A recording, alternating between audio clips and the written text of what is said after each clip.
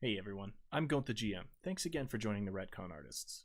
This week's episode, we finally have a finale to the Bazaar. You're about to find out exactly what's been happening in this strange old structure, and also what the fate of Mason is. Once again, we're really glad to have had you guys along with us for this ride, and we can't wait to keep making wonderful stories for you guys in the future.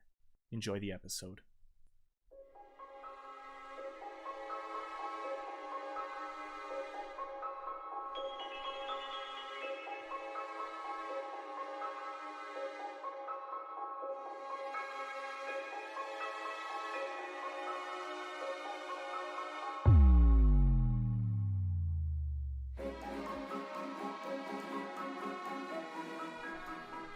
Irish wristwatch. Brown fox jumped over the what is the brown quick brown That's fox? for The typing. log? Sheets. Was it type She race? sits. Lorem ipsum something.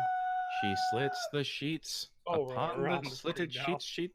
Oh, my throat. How much Wow. wood could a woodchuck chuck if a woodcut should shut Almost got it. One of Not the even easiest close. ones. A woodchuck. Hi, everyone. What is a woodchuck? A chuck is a woodchuck. Good chuck. Good chuck wood. Woodchuck. How good much chuck, chuck good could a chuck. chuck doing chuck Tarbox could chuck voice. chuck wood? That's too much work for me right now. Nope, Chuck tested. Welcome everybody back to the Ret-Con-Artists. We are the Ret-Con-Artists. Say hi instead of tongue twisters. Hi, Never instead of hi tongue instead of twisters. tongue twisters. Did you know we're all children? We're all this many years old. How many? Yeah. Peter Piper picked a pick of pickled peppers. Yes. And if you haven't noticed, Tim is a painting who is like intimately close to his microphone tonight. Yes. He's So, truly invisible. unfortunately, due to real life circumstances, Alex is unable to have his webcam tonight, so he is going to be the embodiment of Tim, which was drawn by Ruthie, actually. You can probably go back to her YouTube channel and So watch when she cute. drew that in one of our little co-draw streams that we did a while ago. It's the best. Yeah. I don't have one. You don't have one? I was You don't have looking a for co-draw plug. stream? Actually, I was looking for a plug. Oh, there you go. Anyways, Shameless plug. shameless Zing. plug. Our body is ha, ready. ha. We all, if you guys didn't know, we are all six consciousness in one body, and our body is ready for this week. And we will do a good recap. That is our what is it? Define good. Homage to Reggie Feels a Me. Yeah, Gone it's now been. from Nintendo. Or What? has it begun? To be good implies potential. Anyway, let's do a recap. Yes. We did stuff. Anybody Nothing- want to take We that opened one? a door. We did a puzzle, and We George opened did several so much doors. smashing. I It wouldn't only took a whole necessarily session. say that we did a puzzle. It was like the entire struggle was a puzzle. Yeah, That's true. that's basically what Yeah. happened last time. That puzzle was inspired by Resident Evil. If you haven't, again, shameless plug, watched myself and Ken or Ruthie at this point play it now. First playthroughs when you're drunk or sober and whatever are just hard because we don't know puzzle. So doors got us stuck. No. Yep. We're used to archways. Yeah, archways are way better. That's why I put more of them Yeah, in a my lot games. easier. Yeah. You just World gotta open building them up tip. and walk through. I like levers a bunch. Yeah, I mean, It's they're true. alright. It does Alright. provide appropriate leverage. That show had potential. I'm just going to ignore that one. So, this week we are going to be, most likely, unless these guys all die or something horrible goes in the background that they don't know I about. hate that you started with that. Don't I'm just underestimate Is it. there a pit, a bottomless one? There might be. This is I not will- Sparta. I will Arthur get walks down it. Smack the bottomless pit. Yeah. Smack the I bottom don't want of it for me, Tarvok to please. go, but I got an idea for another character in case he does. So I know. You've mentioned it, and I told you I'm Oh, not no. killing That- Tarbok that- this soon. that was an NPC. That was an NPC. No, you told me. You told me. Tarbok has plot a little immunity? bit of it. I do Plot have immunity. Sweet, he goes first everywhere we go. So, quick recap of everything that's happened so far in this story arc. Mason was captured. 2, he's in the desert somewhere. 3, there's a strange pyramid thing that they found with a weird disappearing bazaar. aka Marketplace. 4, there is a super messed up sorcery type necromancy dude that is basically reanimating people into object zombies. Darius. Darius Paru. And Dari. sorry, the The various Darius and the Darii, Darii. much like us living with multiple consciousnesses in the same It body. sounds like a shitty 80s band. Darius and the Daria. Live next Friday night. Don't make fun of Sandstorm. What does it go like again? So Darius might have something to do with Mason's disappearance, is what we're thinking, as well as the fact that there is a massive underground structure that they have found after falling down a well. Tim fell down the well.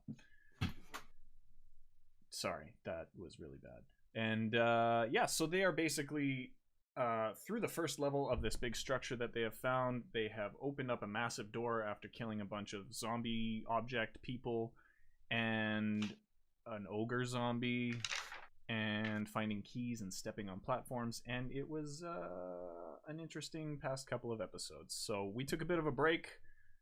We are recharged, ready to go, and this door, I believe the last thing we said was this door The door opens. has opened up after they successfully got the sequence correct. Chunk. So you are all now standing in this massive lobby, a couple of large brass doors ahead of you that have opened up, and you see just about 10 feet ahead of you, there begins a marble staircase, and the staircase goes up, stops at a landing, and then goes in either direction to the left and the right. And it continues up after that. I'm going to the left. I'll go to the right. Wait, is it like they seem like they're going different directions actually, or Yeah, Going up, it and takes- then we were like going, and we thought we were following each other, and then we went just whoop. yeah, Okay. we never saw each other again. Anyone following anyone? Yeah, Arthur will stop, turn around, and go back to the left. He just kind of like walks off to the right, looking at the staircase. He just kind of like goes, "Oh, this is what?" He turns and looks back, and he's like, "Oh, hold on." He kind of like scampers off and catches up to Bill. Okay. Everyone's still at the bottom of the stairs? Yeah, I haven't gone through the new archway, Mm-hmm. and I guess I'm hanging out with Vera and Tim. So, Tim's not invisible right now, right? No. No, not anymore. Okay. So, which sorry way to- do you guys want to go then? Huh? Do you want to? I'm sorry to pause you here for a second, Tarbok. I just want to kind of make sure that we're all on the same page here. Those of us who are spellcasters, so everyone, just make sure that you have the appropriate amount of spell slots still expended. I don't know what everybody was at, but just make sure that you have that caught up. I'm still good. I'm still good. I I had. think I've used I- all of mine actually. I still have a bunch of spells. Oh no, I have 2 left. Okay. Are you implying that we will cheat? No, I just wanted to make sure because we have gone a few sessions have without a 5. rest. Yeah, That's true. I'm giving you the stink eye. You just can't see it. No, I'm glad I can't see it. It stinks. like an eye. Brown eye. Sorry. Whoa. All right. Out of hand. Out of hand. So, yes, it is funny how we always have to ask Tim if he's invisible. That is a common occurrence. All For right, roleplay so purposes. I apologize, Tarvok. Continue on with your monologue, please. Just a question, really. Which way do you want to go? Do you want to follow Bjarn and and Arthur, or do you want to go up the other way? Well, it's probably good to stick together. If we had a chicken. No, wait a second now. I mean, does the chicken? The chicken is in the office Aye, at the door. Bjarn. That Do you was have, me like- just reminding you. Do you have like telepathy with the chicken? Can you summon it at all? I have this stick that can replicate. That's I'm not gonna useful. replicate one and give it to him. No, we just know that's not what I mean. I'm pretty sure we're going to the back end of where we stuffed the chicken now, aren't we? I mean, if we, use geography to our strengths, which is not one of mine since I'm low to the ground and everything's all the same. I'm not good with maps. I'm actually pretty good with math. But anyway, it doesn't matter. It doesn't matter. If we need to have it, then it's no good. We'll just get him when we go back. Let's say we could summon the chicken and see which way it comes. I have to get the wooden chicken, and I have to tell it it's a good boy, a good girl. Tell me what you see, girl. Something like that. Something like that. It's true. Yeah, I used it like a couple of hours ago. It's true.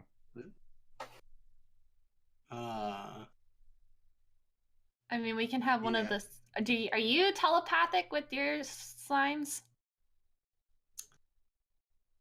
It's not really. It's more just we kind of Your friends? know. Yeah.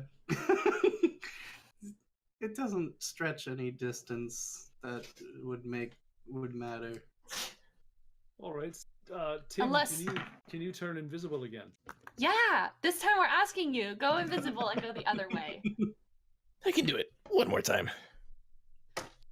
Okay. Is it Go better for you invisible to- and go the other way. Is it better Anything for you beyond to- that, that's it.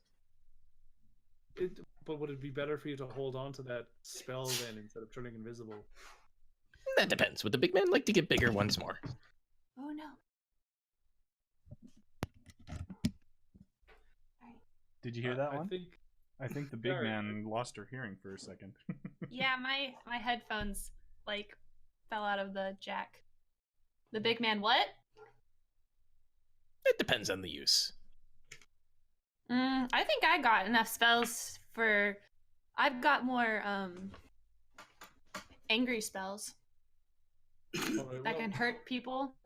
okay, I think we're wrapping our brain around this a little too much.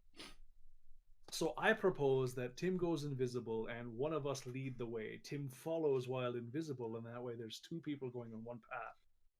And then the other three of us will go the other way. Oh, so you want me to go with Tim? Doesn't really Or matter. I could lead. Or you could lead, that's true. Alright, well, someone needs to follow Tim, so how do we want to do this? Well, if Draw you want straws? Tim Rock, to paper, be scissors? well, I if you think, want Tim to be sneaky, the next person needs to go. It also needs to be sneaky. I'm not Ooh. sneaky. No. Well, I'm quiet when I need to be. But Vera and Arthur, what do you want to do? Do you have a preference? Do you want to go in blazing with Bjarn? Or do you want to be sneaky with Tim? Oh, I should have This- said tiptoe with Tim. Ah! This You can go marble now. is wonderful. It's And quite Arthur's nice. just running his hand up and down like the marble staircase. Not paying attention. After a few moments, oh, go ahead. No. I was just gonna. If it doesn't matter, we could see what's up ahead. I have a spell that can summon, like the servant that you had earlier. I think Arthur. But it would take. I could either do it immediately or take some time and do it without using one of my spell slots. So it'll tell us what's ahead? What if this just circles like this? And we go to the same spot? That's also Think- possible. I think perhaps we're spending an awful lot of time in the lobby of a former hotel pondering a staircase when we should simply go up. Alright. Well, there's one way to what I was- find out. Tim That is disappears. what I was getting. All right, Tim look, Tim, disappears. could you at least tell us which way you're going? Are you going left or right? Follow me. And- All right, that was clearly coming from the left. Arthur, follow Tim. Make sure that he stays alive. I'm going to put my hand on Arthur and give him Shield of Faith. One creature gives +2 AC for the duration. I don't know how much the duration is. Shield of 10 Faith? minutes. It says 10 minutes. So for 10 minutes, if they run into something while we're not there, Arthur won't die immediately.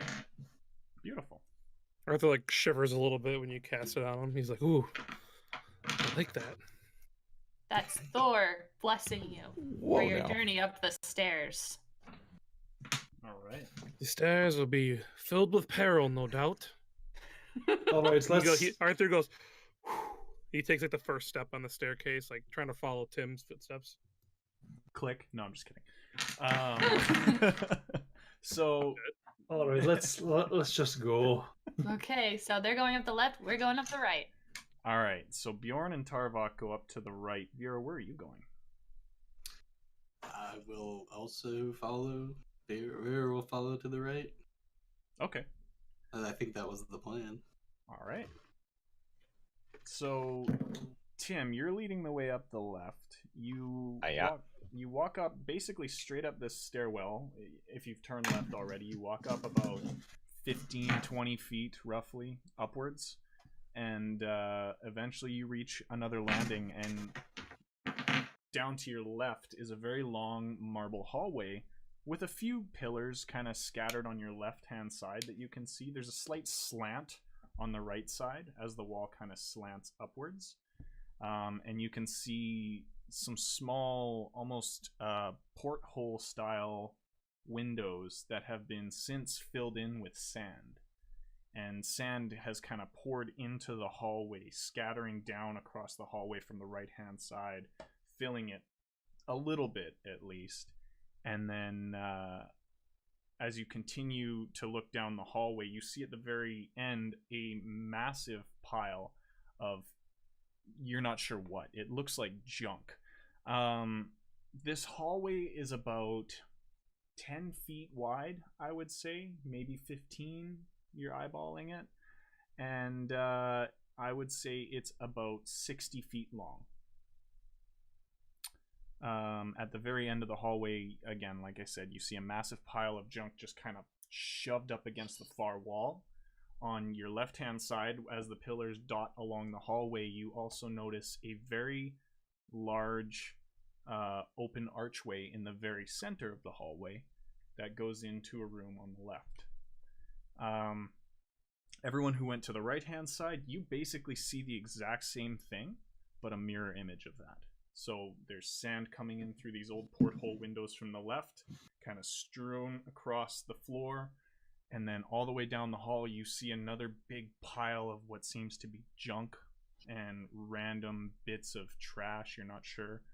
And then on the right, where the pillars are dotting along your right, you notice another large archway that opens up into a room. That's about 25 feet down ahead of you in this 60-foot hallway. So, that is what you each see. Who would like to go first? Dan, Tim will go first. All right. What are you doing? He's gonna hug that left wall and creep to the archway and take a peek in. Okay. And by creep, I mean slowly walk. Okay. He's He going ain't to be sprinting down sneaky this while hallway. being invisible. If you're going to be slowly walking, I want you to roll me a perception check. Sure.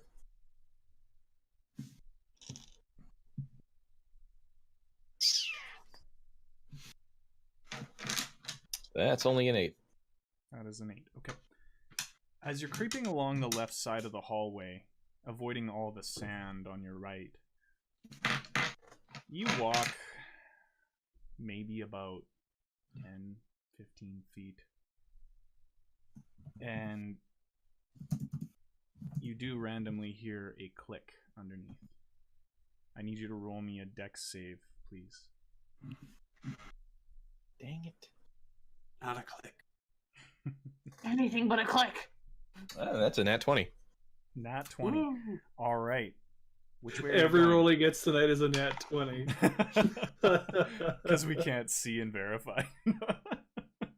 Which way are you going? Ahead or backwards? Ahead. You're going ahead. All right. You hear this click, and at the very last second, you dive forwards as the floor below you just collapses down into the office where you guys found the legless zombie crawling around, and it completely crushes everything inside that room. You're quite lucky that you avoided that. Arthur, you were just far enough behind him, I believe. You would be about 5 feet behind.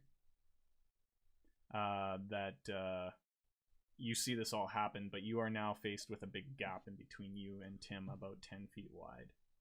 I'm pretty sure he doesn't even know that I made it out of that. He probably thinks Tim is dead. Arthur throws his hands in the air and he just goes, "Stop!" He just like, and he just kind of like feels Bjorn probably like pushed him a little bit. He just kind of like stands there. Bjorn's on the other side of this structure, actually. Bjorn's in the other hallway. Oh, I thought It's just Tim and Arthur down this side. Oh, okay. Well, he still does that. He yells "stop," and then he remembers Tim's in front of him, Mm-hmm. and he looks down the hole and he just goes, "Tim." Okay, everyone on the other side of the hallway. Everyone on the other side of the hallway, please roll me a perception check to see if you heard Arthur's yell. It was a whisper yell. Oh, I thought you A said whisper yell. The stop. Yeah, the stop. Snap. Oh, stop. 13 plus 1. Okay. Got a 14. plus 5. Okay. 19. All right, you all did hear this, so keep that in mind when we switch back to you. Sorry, Arthur. So you whisper down into this room, Tim, and then what? Do I get anything from Tim at all? I'm fine. And Arthur like looks up, realizing that he's like on the other side of the hole, and he just goes, "Oh, wonderful!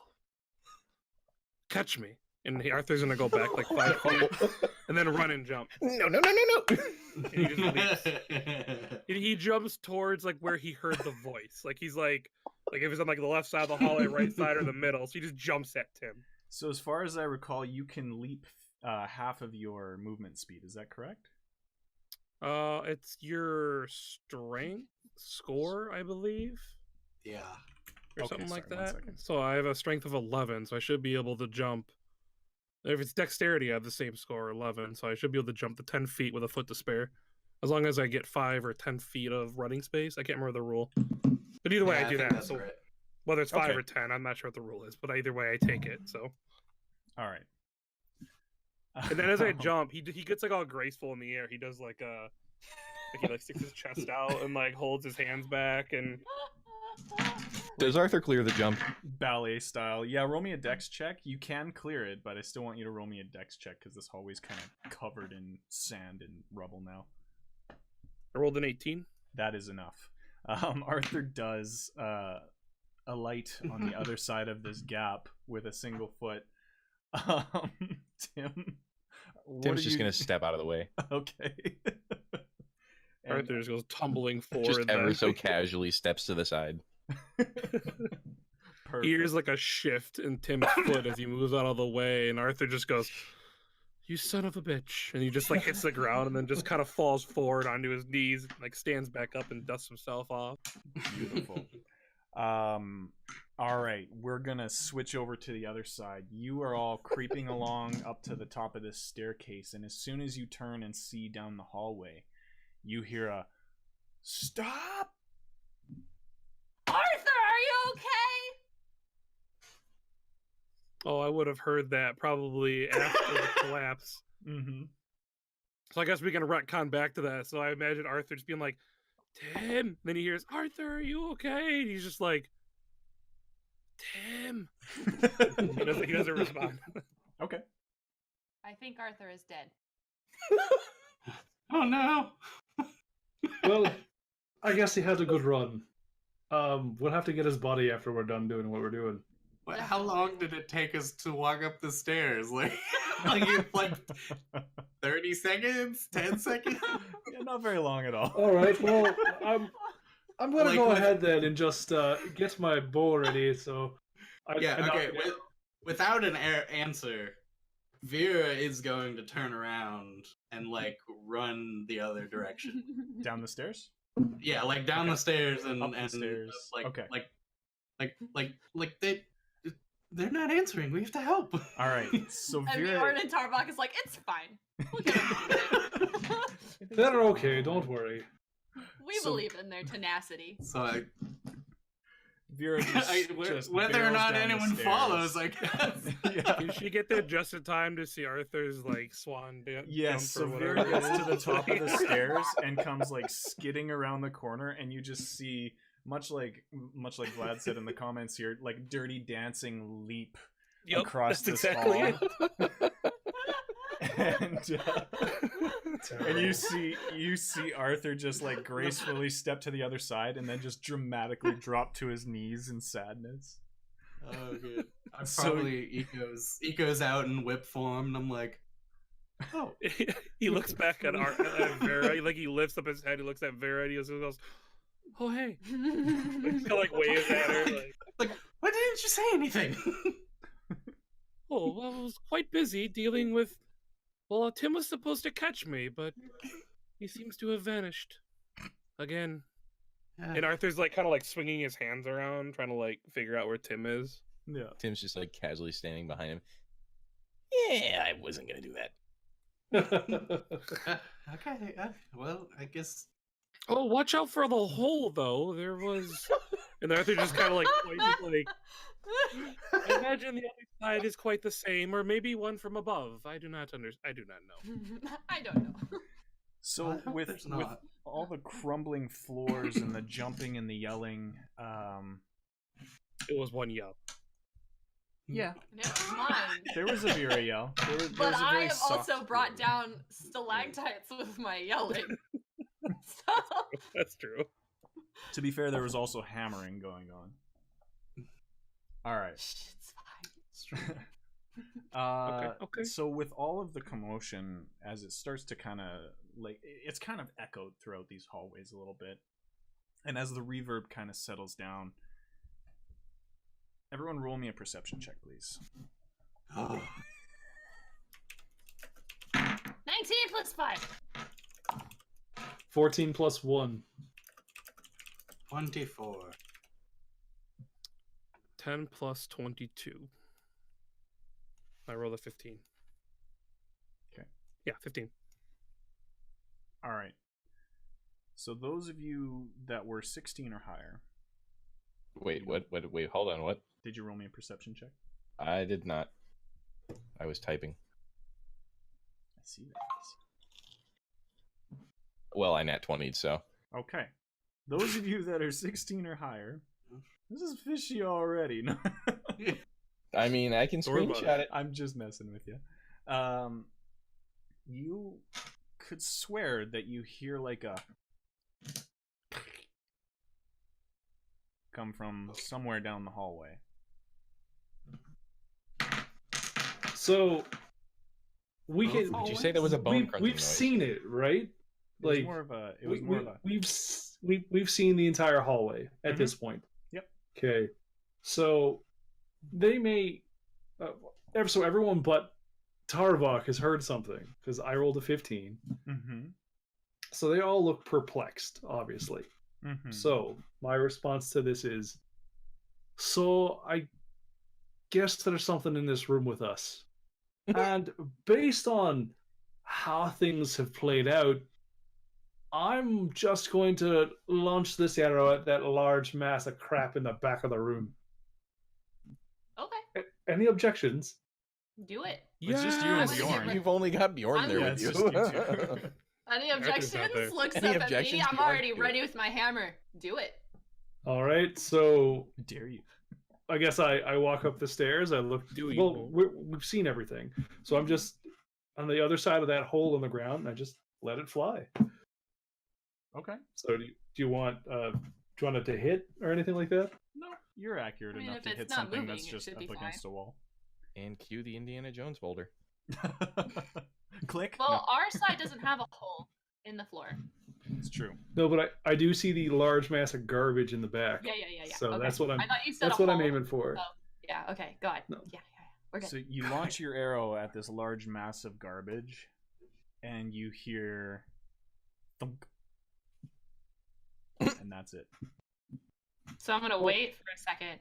I'm gonna look back at him and be like, Tarbok, it didn't work. No, I guess not. I guess I'm just being pessimistic. Do I see Arthur across the hole from here now? Like, he's near it, obviously. If that's where you guys have all gone at this point, I will say yes. But as far as I remember, you guys were in the other hallway. But you did just say that you went down and up and then looked at the rubble. So, Bjorn, are you also in this spot now? I followed Tarbok wherever he was because I told him, do it. Yeah. There we go. So, all right. Perfect. I mean, I see Vera. She's looking kind of Vera-y, so timid. Mm-hmm. Then I obviously don't see Tim, and Arthur is there. So, Arthur, could you get that arrow if you get the chance? I only have 19 more. Arthur like spins around on his heels and just kind of like looks down the hallway and looks back at you, and he's just like, "Well, I mean, we're gonna be going the same direction, I suppose. But yeah, I can do that." You know, you're over there now. I don't think I can jump that. Oh, Tim will catch you. Tim will Can catch I throw you. Tarbok? So if it's based on Toss me. strength and stuff, I can definitely make Just that jump. throws Tarbok. Oh, okay. I was You about might- to be like, you don't might- worry, this is the Tarbok, day that I you can almost- throw you. All I want is a fastball special. Got 2 arrows, one in each hand. Bonus I action! am the arrow. As it turns out, Throw me with a Yeah. spin. Vera will definitely not be able to jump that. Okay. As it Yeah, turns with out, a I strength can of probably 6. throw Vera. Yeah, so Bjorn's got this. I'm like, will I'm throw like, someone. Or I can put you on my back, like a backpack. And just stick That's you in my fine. backpack. No. I How can't big make is that Vera jump again? though. It's fine. We'll figure it out. How big am I? Yeah, how big is Vera? She's 5'2". Okay. I am 6 I feet. didn't- 8'9". Yeah. I would assume she's like 130 something. I don't know. I don't know Okay. how much girls weigh. She's a nut. I mean, So she's- I'm 5'10" and I'm 125. Oh, okay. Then she's definitely probably 120 then. I mean, she's She could small. be Sounds good, anywhere Bjorn. from like 90 to 120. Yeah. Yeah. That's fine. First, so you want me to carry you as we jump over? Because I can throw my bag across the way, and like just it would be like getting rid of all of my stuff, and then you can be my bag. Fear like gets I the can be your backpack slimes and is buddy. like,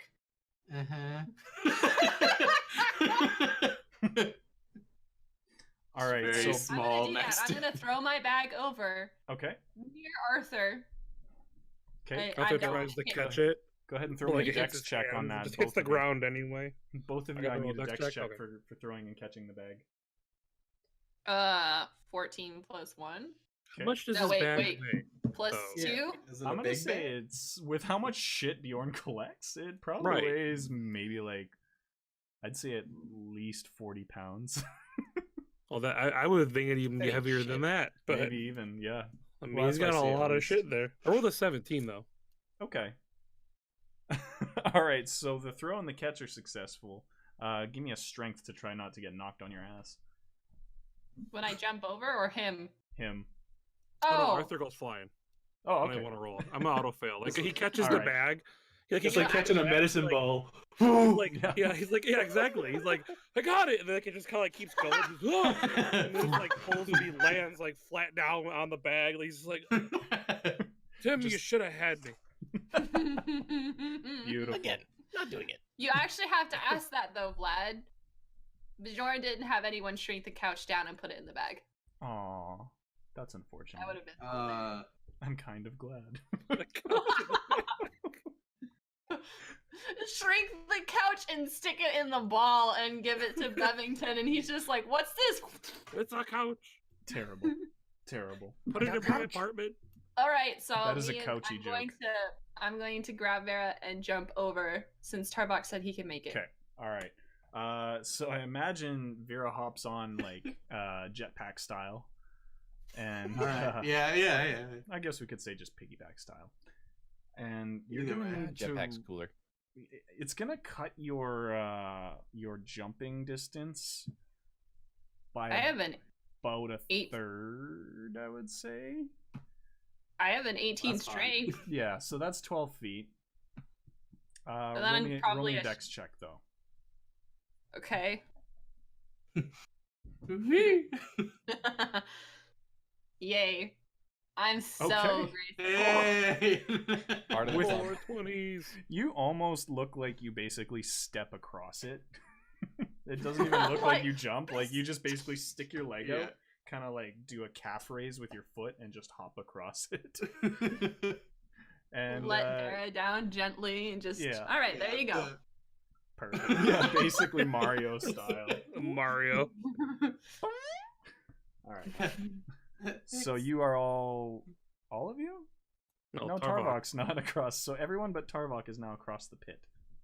All If right, you well, I can't guess- make it, I will jump across and piggyback So- too. So the jump is Step half of across. my strength, right? Is that it? It is. No, it is your strength score. It is your strength. Oh, then Basically. 16. Yeah, you can make it. Okay, roll I me a can dex make it. check. Go. The next check is to make sure you Like didn't a- like face. Like, hold on. What's my modifier for Dex? Am I taking that into consideration? Yeah. It is a dex check. 3 plus 3. Oh well, then I got 23 because Jesus. I rolled a 20. Part of the Oh my club. god. That's Wow. how we roll in this house tonight. Until It's we gonna get be to my the own. boss fight, then we roll Wait. once. It's my only. good We're using all of our nat 20s to cross a fucking 10-foot pit, which Yes. is not very It's difficult. gonna go downhill real fast. So yeah, Tarvok, you basically do the exact same thing Bjorn just did. You look like you somehow, with your stubby little legs, just basically like stepped He throws a across somersault this. at the end of it and sticks his arm up like an Olympian. Yeah. Yeah. I am very dexterous as well, so I could be like super. And you're not carrying someone on your back. Yoda flips off the wall. That's true. Just Yeah. there's like a side flip lands. I'm so good. Guys, we are the best at jumping over holes in the ground. I must say. This Arthur's is like what- giving it like applauding. He's like applauding everybody. Holds up a There's sign worse at things, 10. there's worse things we could be doing with our time. For a minute, I forgot what we were actually doing here.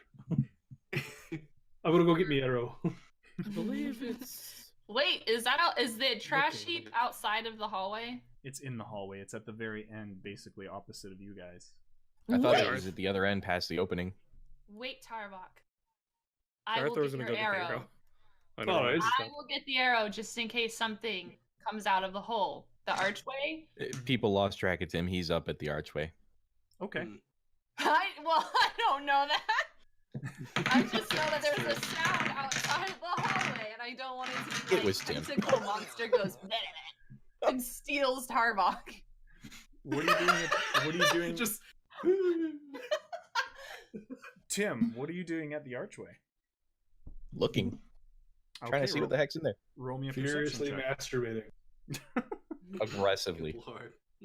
Roll a strength thread. Nat 20, you're ripping off. Oh, Tim. Oh my gosh. You're not going to believe me right now. A No, 20? I'm probably not gonna believe you. It's a No, I'm 20. definitely not gonna believe you. No, I believe you. Is it a 20? It's a fucking 20. Yes! All right, everyone uninstall and reinstall your dice rolling maps, please. Yeah. No, Or just get no, we can use regular 20 for dice. this. Yeah, that too. What do I do with my Reinstall your dice then? dice. They're Like- not expensive. So It's to only tell- loaded on one side. It's not I'm that gonna- they're not expensive. My cat steals my dice. Exactly. That's So- adorable. I'm going to take a moment to pause here and tell everyone, if you're ever curious if your dice are properly balanced or not, you do equal parts salt to equal parts water in a glass, and you float your dice in it and you spin it. If it rolls to the same number multiple times in a row, it's probably unbalanced. So I'm going to need Ruthie and Alex, please put your phones in a glass of salt water. Oh my my god! Yeah. Have rice handy as well. Yeah. Get your local phone fixer there as well. All right. But that is how you do it. And so if you're ever curious if your dice is being a pain in the ass, that's why. Unless your dice are metallic, then they What just the say. fuck are you doing, Paul? What? Yeah, unless your dice are metallic or true stone dice, like gem dice, Yeah. which I really want a blue cat's eye set. Oh my god. Oh, that would be nice. Anyways, all right. So anyway, go to our PO box, and if you want to send us some that's what we want. So Alex, sorry, Tim, you peer into this archway, and it is extremely dark. However, dark vision. You seem to be finding yourself looking into a very, very fancy, almost like a ballroom or a banquet hall of sorts. There's 3 very large crystalline chandeliers overhead on kind of rusty, I guess, chains, kind of just covered in dust and cobwebs and just age. And they are probably about 6 feet across each, and they're hung throughout the room, but they're not alight, of course. This room is quite dark. As you scan down the walls and you see more of these tapestry-like paintings, mosaic-like paintings, sorry, of just various noble-looking figures and people bowing before these figures, and pictures of feasts and harvests and battles all across the ceiling. And it's a big rounded ceiling, and then about 30 feet down along the walls you start to see these tapestry like paintings kind of fade away and crack. And as you reach the very bottom of what you can see on either end of the room, you start to see something extremely grotesque. You see 2 very large mountains, almost massive piles of corpses, of various sizes, ages, you name it. It looks like an entire town has been harvested and brought here. Within some of these corpses, there are objects embedded in them, like you've seen so far with the zombies. Some of them are missing parts, some of them are just parts. And it is the most disgusting thing you have ever seen and smelled, I'd say, in any of your lives. Although Tarvok, I'm not too sure about your life. Listen, I've had a lovely evening, and I'm going to go because apparently all I smell like is vomit and turd. Anyway, so hold on, I'm trying to think of a fun name for this blob. That is missing parts. So I'm going to look up the CEO of EA and see. So anyways, these 2 massive piles of bodies on either end of the room, they're about 10 feet high, I would say, and they basically cover the entire end of either side of the room. Within the center of the room, it's been cleared out. You can tell that there used to be maybe a place for a massive banquet table down the length of this entire room. The room is basically the entire length of those hallways. You do see the other archway on the other side. And it's got a very fancy marble floor. And that's basically all you can see. The clearing from the bodies is, I would say, roughly 30 feet in diameter. It's kind of a rough circle. So that's what you see. Upon seeing this, Tim will make his way back to the gang and announce his findings. Okay. Go, Tim. Not paying attention, he kind of just walks into the back of Arthur. I'm assuming he was still facing everyone else. Yeah, you were pretty shooken up by this, and everyone's kind of still gathered around that hole in the floor. I wouldn't say shooken up. He's just coming back to tell his findings. Oh, okay. I wasn't sure why you would have run into Arthur. Probably just not paying attention. He was just thinking. Okay. Arthur spins around and tries to grab onto Tim to hug him. I'm I'm gonna roll for Dex and duck the. And he duck the goes, hug. "I Yeah. found you." Go ahead and roll Dex. You need a 29 or higher, please. No. Hex. No, I have +2, so it would be a 31 or higher. That's right. To get out of hugs, it's pretty difficult. Either way, I rolled a 14. That's still not enough. I actually said it. No, 15. no, have him roll. Have Arthur roll a dex too. Yeah, It's a post. 20. 20. He nailed Yeah, it. here, look, I found it. It's a there it is, 20. Oh, nice. hang on, I'll roll. Oh, that fell off the table. Oh, that's not good. Was it Dex? 20. Yeah, I rolled a 7. Oh, Aw. all right. Alas. So Tim does dodge the hug. All right, and I'll I'm get you assuming one day. you relay the information over to the group. Well, no, I've taken a look down in the little clearing over there, and it appears to be a ballroom of sorts, with a slight of a twist. It's a bit of a necromancer's wet dream. All That's right. quite the description. I don't think that I'm going to be having a very good day here. This entire endeavor has been just kind of gross. Listen, when we save Mason, let's make sure that he knows we went through a lot. We'll make sure he smells us because we I probably s- don't You, smell very you good. know what? I actually think that's punishment enough. Let's go save him, and then make him smell us. I like this plan. All right. This is a good plan. This is Okay, plan- so now the plan for the necromancer's wet dream was the blobs moving, or were they just? Tim A did, pile of bodies. with his 20, did not see anything moving. Did you say you saw bodies? You could say that. Arthur You goes could also say that I saw sprinting. mountains of bodies.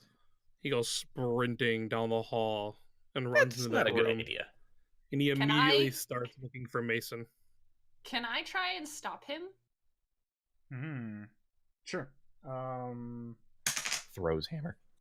Arthur Just and knocks him out. and Bjorn 19 plus whatever. Okay. roll a dex gonna contest. count. Please. Roll Dex what? Dex contest. Okay. Beat it 21, dude. Don't think Arthur's gonna try and dodge anything. I think he's just trying to run to. Well, I'll roll, but I rolled a 13. But yeah, he's just going to the room. So yeah, I mean, he's not really trying to dodge anything at all. All right, All you right, get a couple so of I feet will away. grab Arthur from the like on the back and be like, Arthur, if Mason is in there, we'll find him together. And if he's not, and there's an enemy in there, you're no use to us dead. Well, then run with me, not holding me back. And he kind of like tries to take another step I have forward. to put my backpack on. Oh my goodness! First world Right. problems. And Arthur like crosses I his will arms run and with just kinda you, waits. but I need to put on He my just waits. backpack. He's Okay. like standing like Sonic does when like you wait too long in the video game. He's just like cross tapping his foot, waiting. Okay, I'm gonna put my backpack on.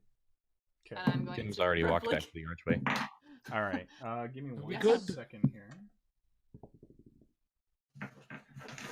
Bjorn, as you pick up your backpack, what you guys didn't notice is that when it was thrown across the floor or across the gap and Arthur fell with it, it actually split open again, even worse than before. And as you pick it up I'm off gonna the ground, put.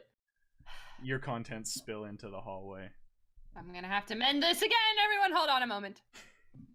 So What's I mend my back. Mason? I'm gonna Damn! mend my. I am gonna mend my backpack and then put everything back in it. Okay. Your backpack's All right. looking pretty worse for wear, but it is mended. All right, Arthur, are you ready to run? Yes. Everyone else? Go. Down the hall, you Yeah, distinctly turn hear. around. Are you fools coming? Arthur's So I'm looking just- straight at you, but he I'm doesn't- just taking it out of the rear. I said that wrong. I'm You really did. I'm following in the rear. That's what I wanted. Well, that means that me and Arthur are charging ahead.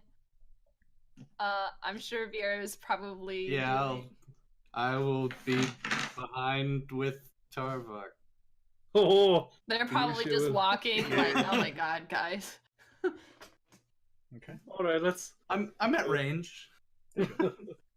All right, so you all make your way towards the archway. Are you guys just kind of going for it? Not. Yeah, well, I'm me looking and for Arthur Mason. are. All Yeah. right. So you guys go. The barreling others into this might room. want to look around to make sure nothing's going to come out and bite our ankles. Yeah, I mean, we or keep don't. up. Either way. Yeah, no, I don't. I'm focused on following you guys. I'm not really looking around. I'm more concerned about seeing these giant flesh piles and trying to draw their attention. So you all run into this room, and you're immediately met with a wall of just chill. It's super cold, and it's almost like a refrigerator in there, from what you can tell. And just this nasty stench that was kind of leaking out into the hallway where Tim was. It hits you all full force. And you're all met with the sight. You're all met with the sight of these very large piles of bodies on either end of the room. Arthur pulls his shirt like over his nose. He stops for like the briefest of seconds and just kind of like, there's a lot of bodies to check. And then he just starts looking at bodies and looking for Mason and just trying like hell, hoping he doesn't find him. But he just keeps checking every single body until All right. something stops him. So from where you That's ran all in, he's going to be doing. are you So, going to the right or the left? first pile that's closest to me. So if there's two piles left and right and they're equal distance away, I'll say he goes to the right. Okay. Roll me an investigation check, please.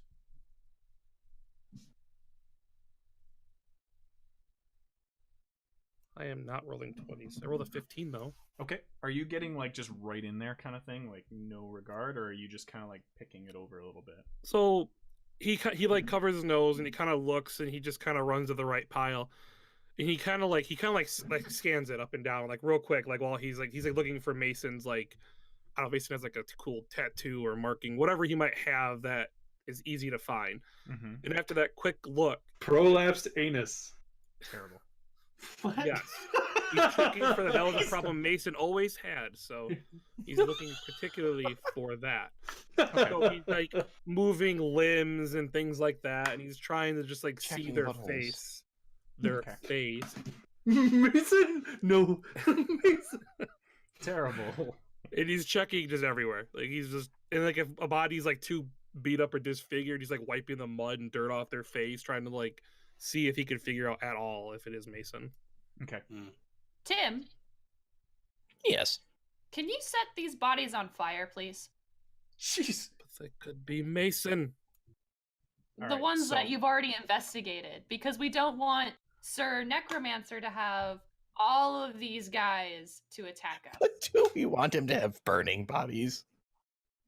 They're going to Burning be zombies. burning, which All means right. that they're going to be charred and not usable.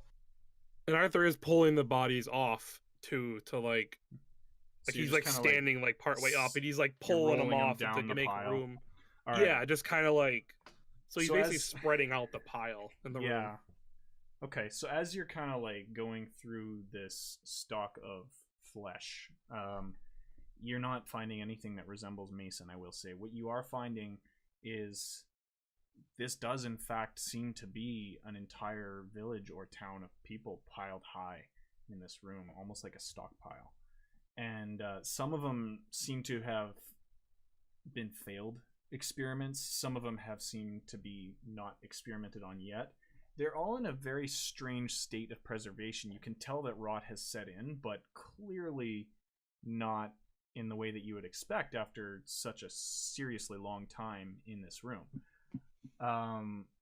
There are people of all ages too, unfortunately. Things that you're seeing are going to be etched in your brain forever. You're seeing women, children, elderly, everything, as you're kind of looking for your best friend. The only thing that you really see that is unexpected in this pile, when you look to the very top of the pile and you kind of get up on your tippy toes and you look over it, you're seeing, maybe not over it, but up above it, you're seeing just a small gap in the wall that would normally, from what you can tell, on either side of the pile, should be a wall there, but there's actually a big hole, kind of, almost as if there's a hallway behind it. Hmm. Hey, Vera, Hallway behind the pile. Hmm. Mm. do you still have that book? It looks like there's an archway behind the pile. Yes, of course. Does this look familiar? Check the like. Wink, wink, GM. Yeah. Make Vera roll something. Does this so look familiar? Vera can go over the book a little bit more, and you do you find almost like inventory type pages in there, and nothing very specific, but kind of varying sizes, varying ages. As you read through it a bit more, you start to note that the experiments and the nature of them that have been written in this journal, it's almost a record of all of the different things that have been tried. And at the very end of all these different horrifying experiments that you've been flicking through, such as putting a typewriter in someone's chest, blah blah blah blah blah, you see one common denominator throughout most of them, and that is date of death, and it's a date basically like 1500 years ago. And then near the end of this log of experiments, you're starting to see it being circled, that date of death being circled over and over and over, and then all of a sudden you start to see newer dates starting about 5-10 years ago. They're not as frequent as these other ones that clearly came from this stockpile. However, you do note that there have been some collections recently. And in this book, you note that there's a collection about a day before you all arrived here. And then there's also 2 collections the day you did arrive, before you found the book.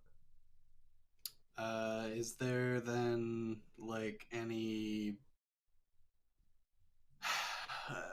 I don't know, like a map or a place? Like, can I find something of that nature? Like where these things are stored? No, it just seems to be that whoever was keeping the log of the specimens already had in their head where these things would naturally be, or where they would be keeping them. Okay. Yeah, I sort of mumble out loud as I'm going through. What you're saying is that we're going to assume it's Darius because he's the only other person we've run into besides that orc from before, but this doesn't look like his MO. I don't think the orc has anything to do with this. 15,000? 100. Oh, sorry. Did I say 15,000? If I did, no, you I said apologize. 1,500. Okay. My bad. 1,500 years. I mean, that's... Now I really want to burn the bodies because they should have been put to rest a long time ago. Yeah, this is just the stuff of nightmares, and I mean, just not the fact we're looking at a mass graveyard. It's one that's been around longer than any of us. I mean, it's been around longer than most religions. Arthur exhales, and I assume like a big, like, you can see his breath comes out, and it just kind of like dawns on him as he's like holding like some arm of a body. He lets it go, and he like realizes it is in fact freezing in here when you mentioned 1,500 years. And he kind of just starts thinking for a second. He looks down at Vera, and he's like, do you suppose magic is keeping it cold? Clearly. Possibly. But what kind of magic?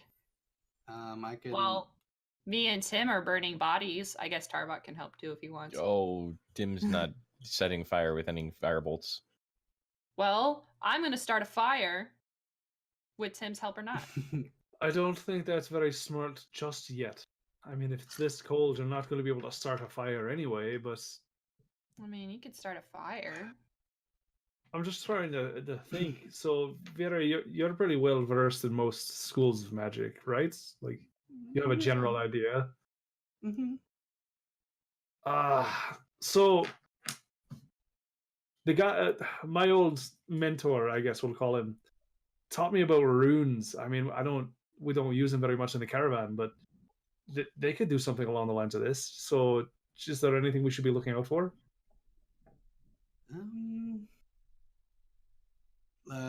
Do I know? Well, here. You know what I'm gonna do? I I can look for the source of the magic. It'll take me a minute. But we might get a direction to head, perhaps. And I'll cast detect magic as a ritual. It'll take me a minute. Okay. Well, I guess I'll help. So the room, is there like a way out other than the hole? Or we just sit or from what you've seen so far and what you've all investigated, all you've noticed is this evidence of a possible archway behind the one pile of bodies that was on the right-hand side as you all walked in. Well, I'm going to start trying to move the pile of bodies so we can go through the archway, at least enough on the top. Arthur's gonna help. He's already like probably halfway up the pile, moving them around anyway. Okay. So when Bjorn walks over and he's like, "Oh, not burning them, I see." Okay, and he kind of starts pushing the bodies and helping Bjorn kind of get through. Okay. So I'm gonna hang out with Vera.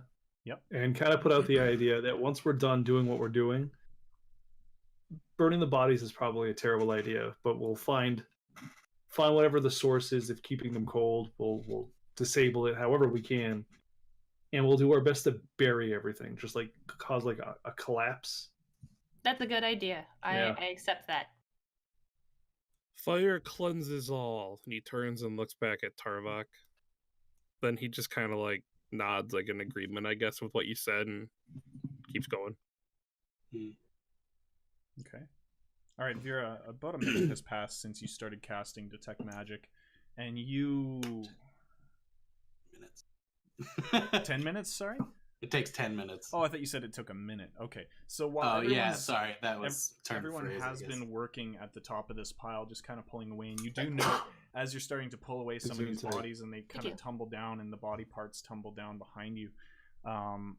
You do note that the ones that are altered, that have objects fused within them, they are excreting this strange gray liquid that you've noticed before. Their eyes are completely goopy and gray. And can I get a vial?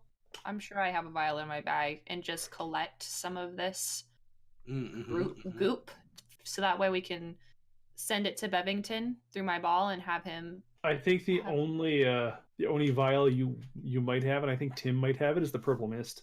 It's no, not. I have it in my pocket, and I also it's not a standard. It's not a standard item you'll find in your backpack. Just send it part. Oh, there you go. I might. Vera's got one. I definitely do. Okay, can I have a vial so we can send this back to Bevington to have them scan it? Maybe someone there knows. Yeah, Vera is very much focused on this spell right now. Vera, while you're focused, just break it a little bit. Is it okay if I go in your bag? Okay, I'm sorry, I rummage through, grab a vial, and then just like, I don't toss it just in case, but I walk to the bottom of the meat pile and go, here, look, you can come down and take it. I'm not getting up on that. No problem. So I'll reach down, grab it, and I will grab that goop, and I'm going to seal it, and then write a letter to Bevington. Hey, Bevington, this stuff is in the evil dead bodies that sometimes have typewriters and other junk in them. Could you see what kind of magic, if any, this is? Okay. In your very childish-looking scrawl, you write your message, and you put it in the ball, and when you open it up, it is gone. And you open the ball a couple more times, and you don't notice anything now. What am I looking at, Paul? It's a bunny in a bed. Oh, sorry. It's a bunny in a bed. Oh my God. Sorry. Anyways, it has everything to do with Arthur. While this is all happening, and while Vera is finishing up her spell, you've been kind of pulling some pieces away, and you start to notice this archway behind you, or behind the pile, get bigger and bigger. And you look underneath the very top of it, and it's the same height as the ones at the other sides of the room. And you see another staircase that goes up and then splits to the left and the right. Good.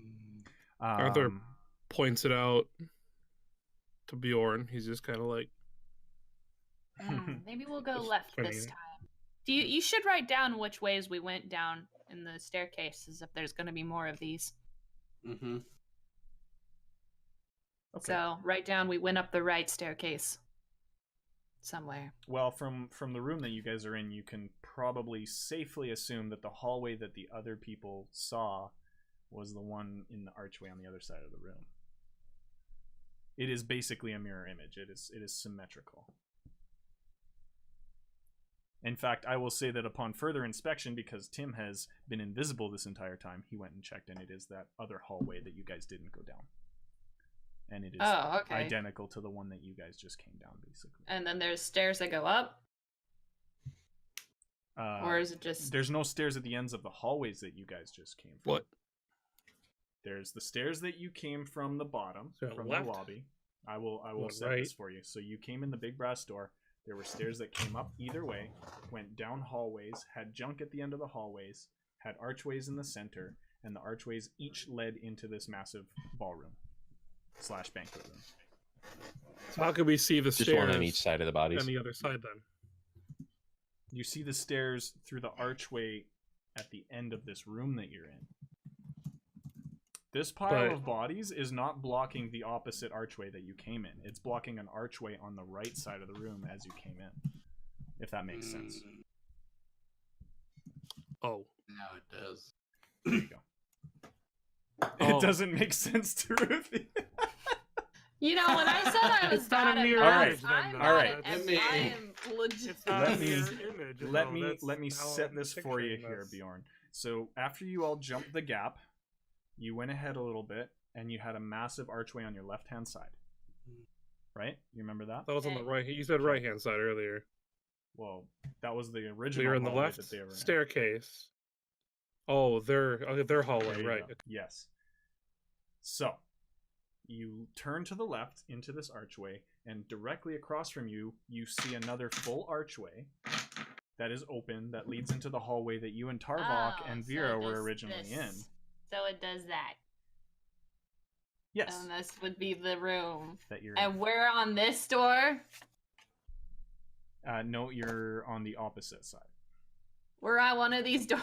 Yes, and then when you walked into the ballroom and you turned to the right, there was a massive pile of bodies covering what seems to be another hidden archway, and then another massive pile of bodies to the left. Make sense? Yeah. Okay. Alright. But No, but okay. why didn't we see... Wouldn't we have seen a big pile of bodies when me and Tarvok were in that room? No, not in the hallway. You wouldn't have looked into the archway yet. Here, I'm gonna draw it out for you.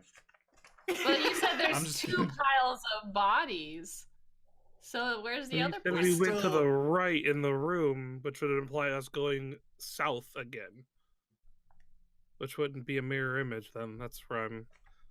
Here. I guess the most important question to ask is, do we see anywhere else to go other than into the hallways that we've already been into? No. I guess that's the main question. You do So, behind okay, the pile so of the only way we bodies. need to go is, so far, is where we've already been, which is the two hallways from No, both marble sorry. stairs. Here, I'm gonna And draw then this out for you. Okay. beyond the body. All right. I thought that's where we're going, is Here you beyond are. the bodies. Here are the stairs that you all Yep. came in together. Uh-huh. All right. So here's the one that you all came up. Here was where the pitfall was. All I right. thought we went up the left staircase, unless it's just flipped. No, over. we're- if you you were guys went looking up- at it this way, if you're looking at it like that. Oh, yeah, the camera. Okay. The camera had it flipped. Never mind. All Okay, right, yeah, do you want me your to right keep is it my this way? left. No, you're good. Go back. Go back. Nah. Your Let's right just is go my back. left. It I got can it. be... Yeah, okay. All right. So you all came up this staircase. You went Okay. this way, past the pitfall, into the Uh-huh. room. There is junk at either end of these two hallways, and then a pile of bodies here and a pile of bodies here. Behind this pile of bodies on your right-hand side, when you came in this archway, this pile has an archway behind it. Does that make sense? And we see stairs behind that archway? Yes. But you're saying that's back where we were? No, I never said that. No, we need to go. We need. You asked me that. See, and I said, we need to go behind the corpse pile. Because I told we're going. Arthur to make sure he took note of where the stairs are. And then you're like, but they just go back. no. Yes, that's what And you if said. I misspoke, I apologize. But the stairwell that you have found behind the pile of bodies is not either of the two stairwells that you were on earlier. Okay, retcon. Because it's not what you said earlier. That's where the confusion came from. I think I mean, there people was in chat think it's clear. It's okay. We're just gonna keep on going, me. All right. Yeah, we're good. We got it settled? So again, Yeah. Arthur point to the stairs. Yes. And he's like, Bjorn, somewhere to go. And Arthur just like slips through and like falls down the other side of the pile. Okay. Go that way. Splorp. He just like snakes. He's just like Consider a snake. You could slide down the mountain of bodies. Yeah. All right. So yes, Arthur, you do kind of skitter down the back of this pile. As you do so, Bjorn is finishing up with the message. Noticed what you just did. Tim, what are you doing right now, by the way? I mean, I thought Tim was like creeping up over the hole, taking a look at the other side. Okay, so you're with Arthur at this point? They don't know that, but yeah. Okay. So another splorp. Nope, Arthur's spinning in a circle with his arms out. He always is looking for Tim now. That's his thing. So he's just like helicoptering. He's just like, I know you're here, and I will give you that hug. This time he's covered in like body gunk. He's like all dirty from like the corpses he's been crawling on. And since he's spinning like this, he's singing the theme song from Reading Rainbow. Take a look. It's in a book. Terrible. He's just sad. So Vera, It's in as this Vera's is all book. happening, you finish up your spell. Yay. And this is what you sense. From below you, in the big atrium below, you do still faintly sense the necromantic force that was driving the bodies that had all attacked you. In this room, you feel an almost overpowering evocation type magic. And where's that? So this evocation magic is manipulating energy, for those of you who don't know. Right, yes. So that is basically coming from like an entire aura around the room. It is particularly stronger above you, and then you also feel a extremely strong necromantic type magic coming from the pile of bodies behind you. But not the pile of bodies that were... You're getting some, but it's basically the same strength from what you got down below. Fair enough. Well, that'll keep happening for 10 minutes, so I'll move around. I guess I'll just follow everybody if we're... So, did Tarvok stay behind? Tarvok, what are you doing at this point? Are you... I coming out of a sort of a trance and like... Uh-oh. I've kind of been staying on the ground level with Vera just to make sure that if anything did come, then, I can dab it in the eye with an arrow. Good idea. So I'm just going to be following her now. So Okay. So we've got Vera and Tarvok on the main floor of this banquet hall. We've got Bjorn at the top of this pile of bodies, and we've got Tim unknowingly on the other side with Arthur. I mean, if it looks like everybody's going over the pile of bodies, I guess I'll go over the pile of bodies. All right, everyone, roll me another perception check, please. The three that are in the room still. Oh, okay. 19? I would also like to kind of be like, Tarvok, I think there's something in that other pile of bodies. Like real quiet. Okay. All right, let's do our best to get up this I guess, threatening pile of bodies. Less threatening. Yeah. And we'll let the others know. And going back to the save you just made us roll, I got a 14 Okay. plus 1, so 13. All right. Bjorn, you very clearly, while the other two are whispering to each other, you very clearly hear a very heavy. The other From two. the other pile of bodies? Yes, and the other two kind of faintly hear it a little bit while they're whispering, but they're a little distracted.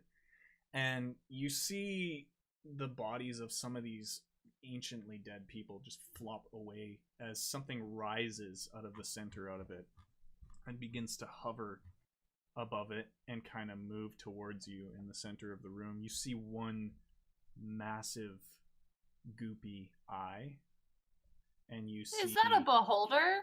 You see a bunch of rows of human jaws basically fashioned into one very large mouth all the way across the bottom. And you see 4 arms sticking out of the top of it, each holding a different colored eyeball. What? Hey, you guys want to hurry it up? Come on, up the bodies we go. Let's go. Come on. And terrifying. And this very large beholder-esque villain locks all 5 of its eyes on you with these arms sticking out of its body that are all like zombified and just grotesque and dripping in gray ooze. And because that we've modeled everything over what we've done, now it's time for a break. Next time on Dragon Ball Z. Oh my god. We roll new characters. And we will roll initiative after we come back from a break. I'm terrified. We will see This you is guys. Everything is fine. This is fine. Nothing Nobody is Google fine. beholder stats while we're away, please. Thank you. All right, we're going to be back in about like 9.5 minutes. We're going to go get some water. We're going to have a quick break. We will see you guys very shortly. Be right back here. We'll see you soon. All right.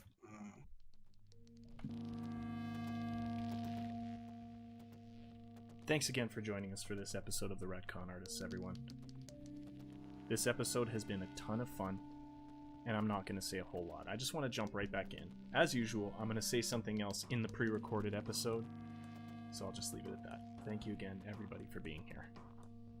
Enjoy. Wait, what? Hi. Wait, what? Wait, I did crunch. Crunch, crunch. Yes. Welcome to ASMR Retcon. This is where Today we're eating basilisk scales. and now we my. fight Disgusting. a beholder. Basilisk. Oh my Decrepit god, bodies. ASM retcon works so well. It's a retcon.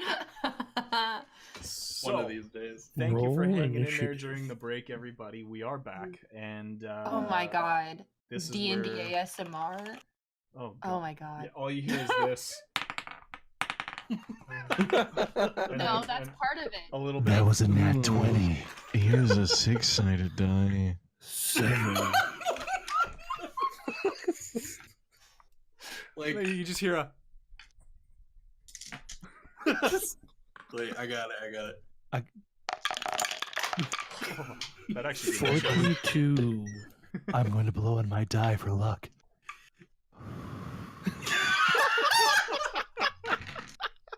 Oh, good God. Please give me money. I have no life skills. Anyway, it's just one of those things. So thank you for coming back to the no longer ASMR session. We do want to say we appreciate every single one of you for hanging in here I lost and hanging out my with voice. us. while we play nerdy things. It is a lot of fun. You guys know us all as nerdy people from our own streams and from previous things that we've done.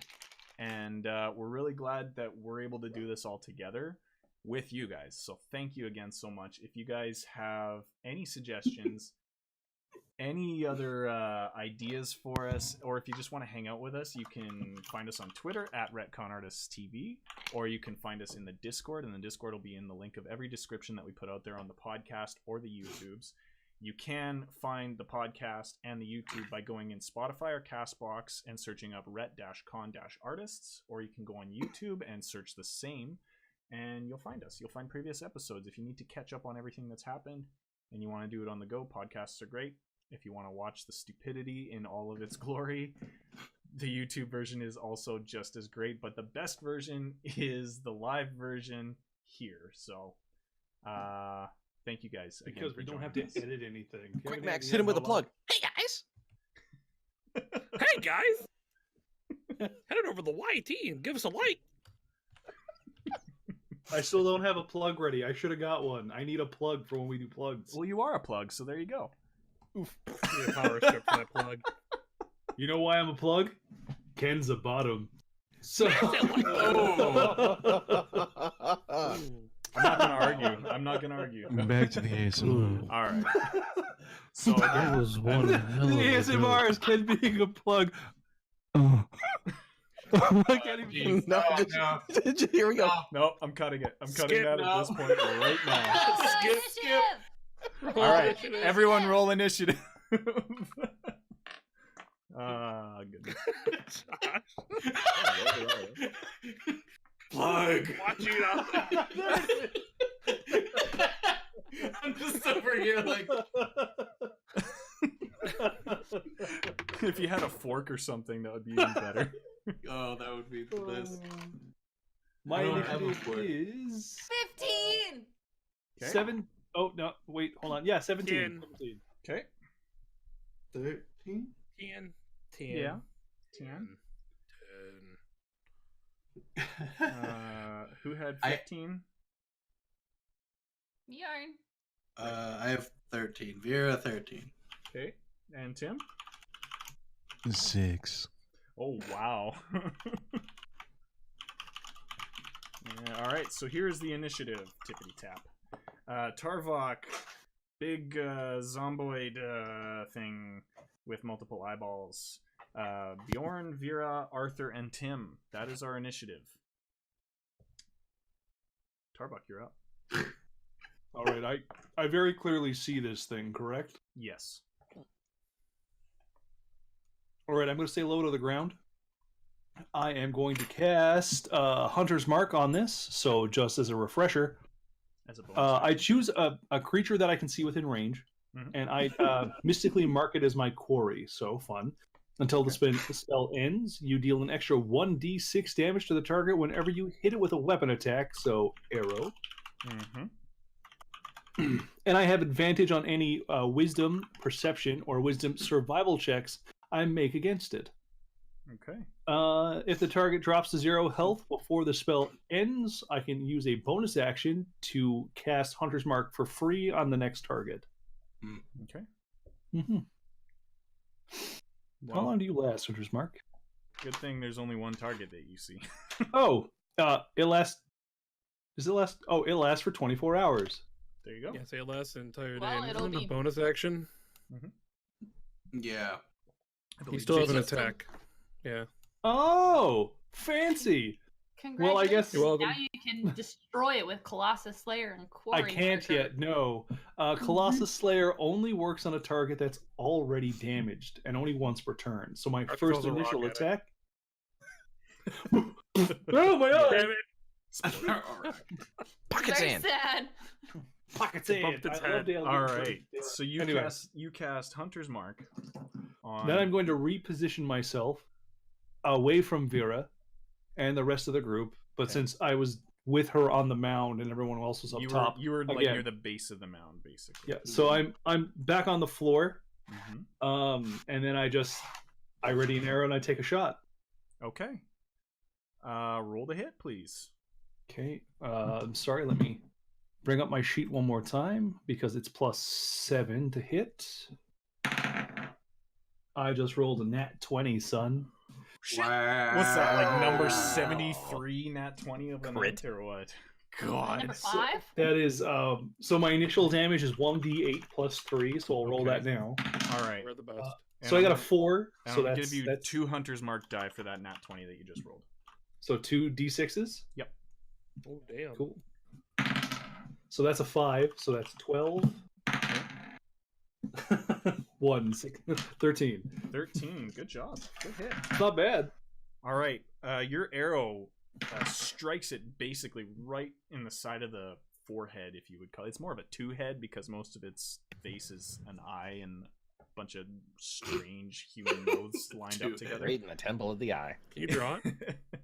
And your arrow strikes very true, and it kind of staggers it for half a second, and it steals itself again. And it's going to be coming for you, the Zombolder. What is it wanting to do? You know what? This is how I'm going to play this. 1 second here.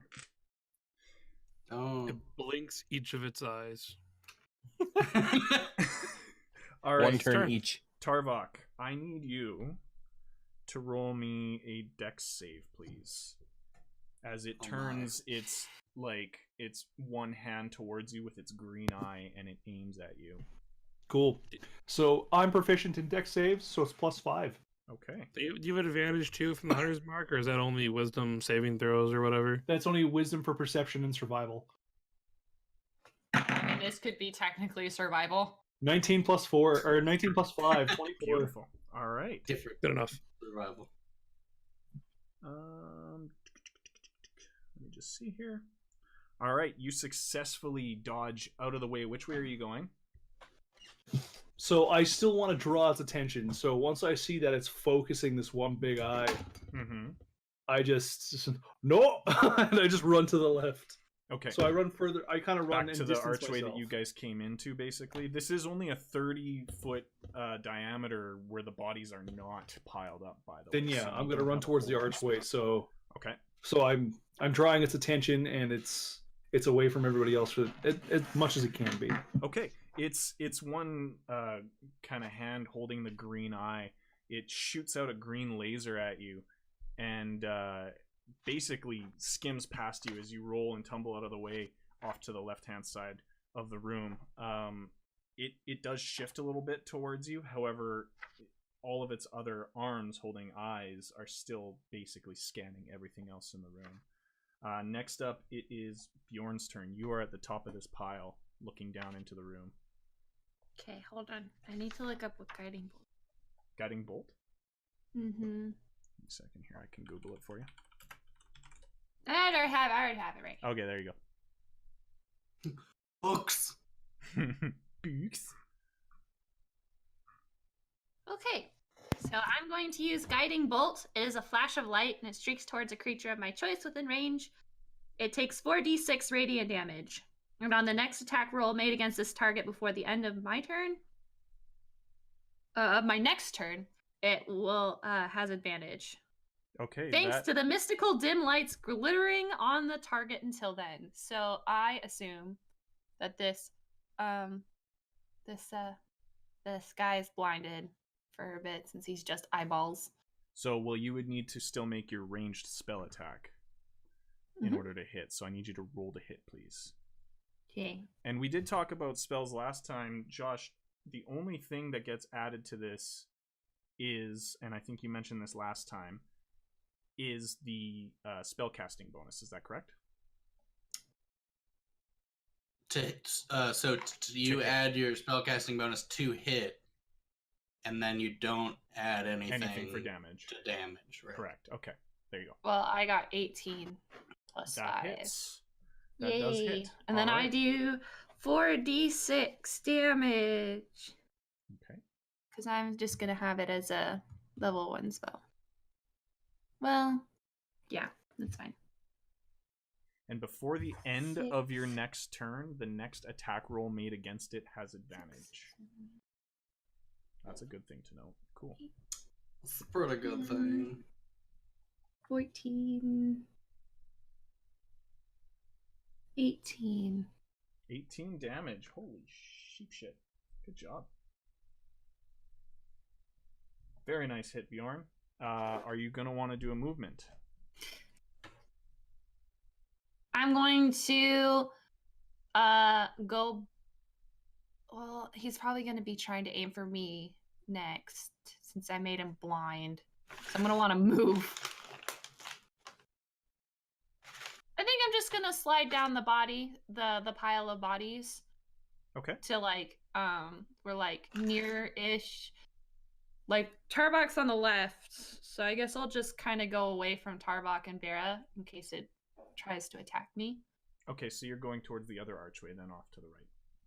Yeah, sure. I'm gonna Okay. make loud noises. I'm gonna be like, over here! Hello! Attack Alright. me! I'm going to cut your movement down to So 20, loud. but that's more than enough to get towards that archway, so you're basically right in front of it, because you had to get down from the pile of bodies still, so that's why I cut your movement. Next up, it is Vera's turn. You are standing basically also- right in the center of the pile. It's just the next attack roll, not my attack. Yes. Yeah, Yeah. until the end of until your next turn, the next attack made against it has advantage. Yes. Well, I'm going to run sideways.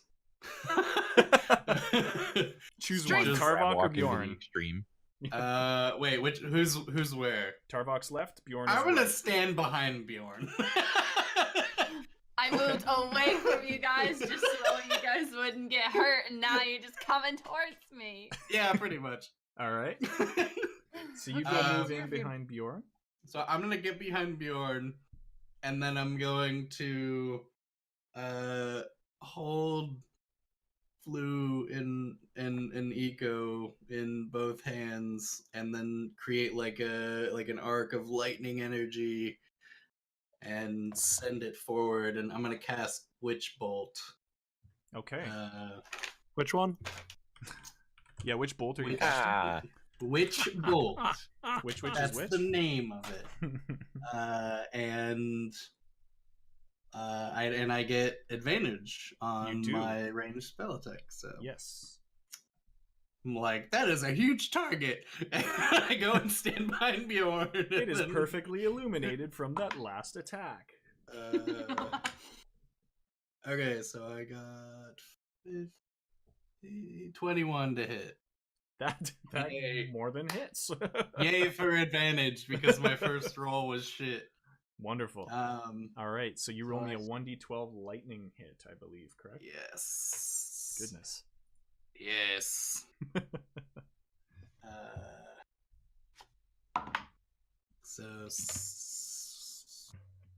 Wait, I can't remember which is. This is 6. Okay. I was trying to figure out if it was a 6 or a 9 because there's no lines under my Oh, okay. under mine. There should be a little dot. Oh yeah, it's a 6. All right. Yeah, so 6, and I remain concentrated, and it has a ring of like energy around it that I Okay. can just make it. I can just make it take 1d12 damage every turn as long as I'm concentrating Oh, wow. Okay. Until you Yeah. take a different action. until I do something else. Yes. Well, just But keep doing movement that. is still I'll okay. No, Right. concentration stays unless he does another concentration spell. So you Well, can for do this- anything else. It This does specify if you specifically- do any other action that the spell will end. Yeah. It specifies it right in the spell, actually. Yeah. So you have to keep Yeah, I know zapping that. every turn. Okay. Anyway, Wow. but that's what I do. That's crazy. Okay.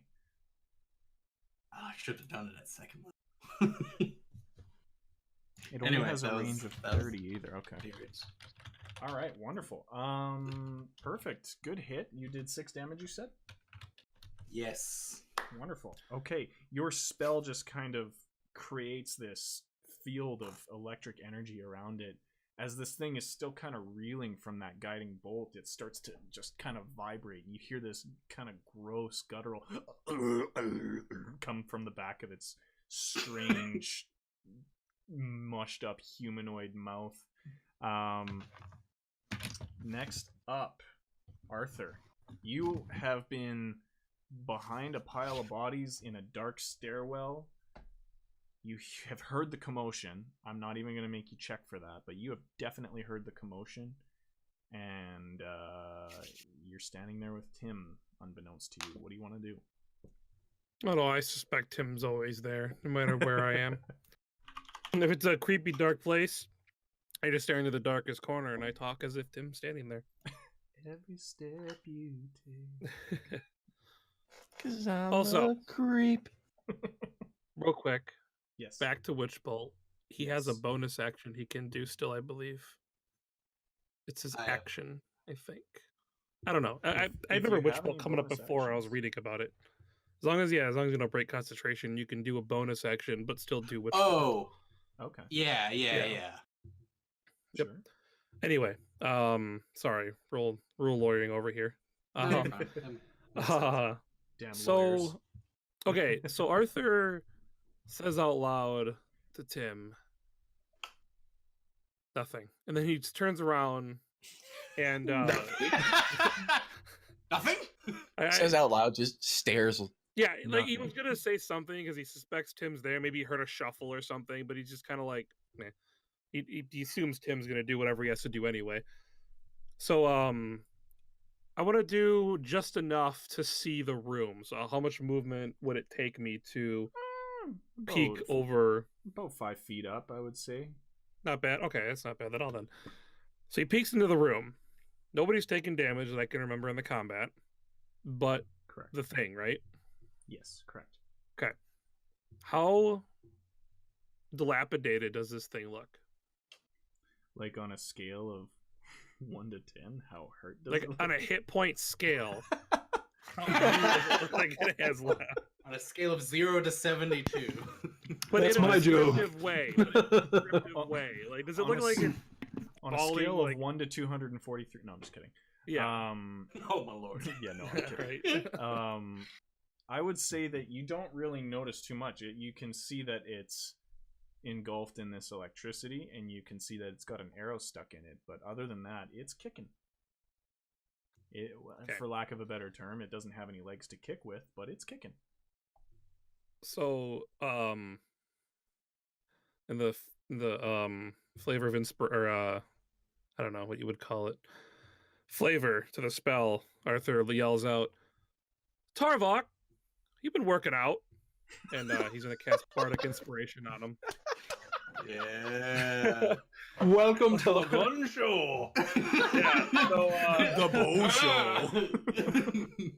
for the next 10 minutes, you get to add a 1d6 to one ability check, attack roll, or saving throw.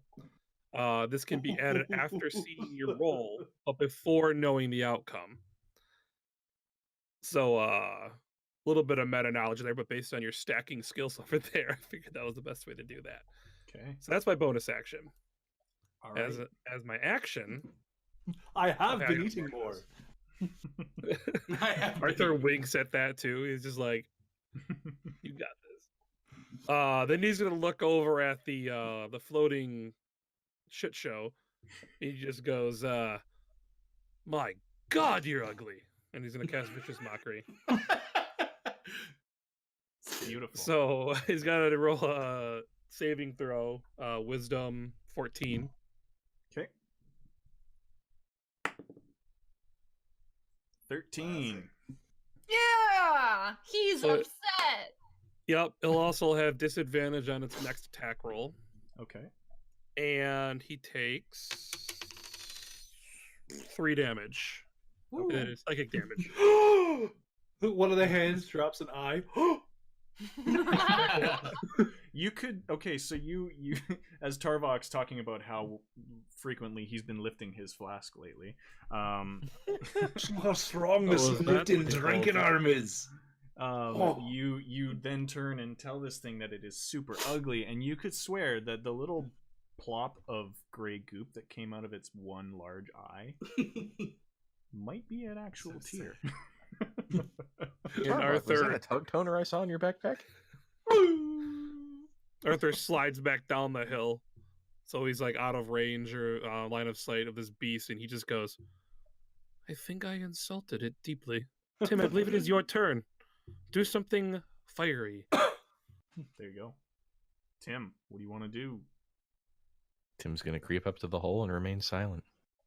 Okay. And Arthur's still trying to find Tim. He's like, So Arthur, you hear a splort, splort as Tim like finds a foothold up this pile of bodies again, and Tim hooking your hand into the mouth of some old guy. You kind of pull yourself up over, and you see everything that's been going on. What do you want to do?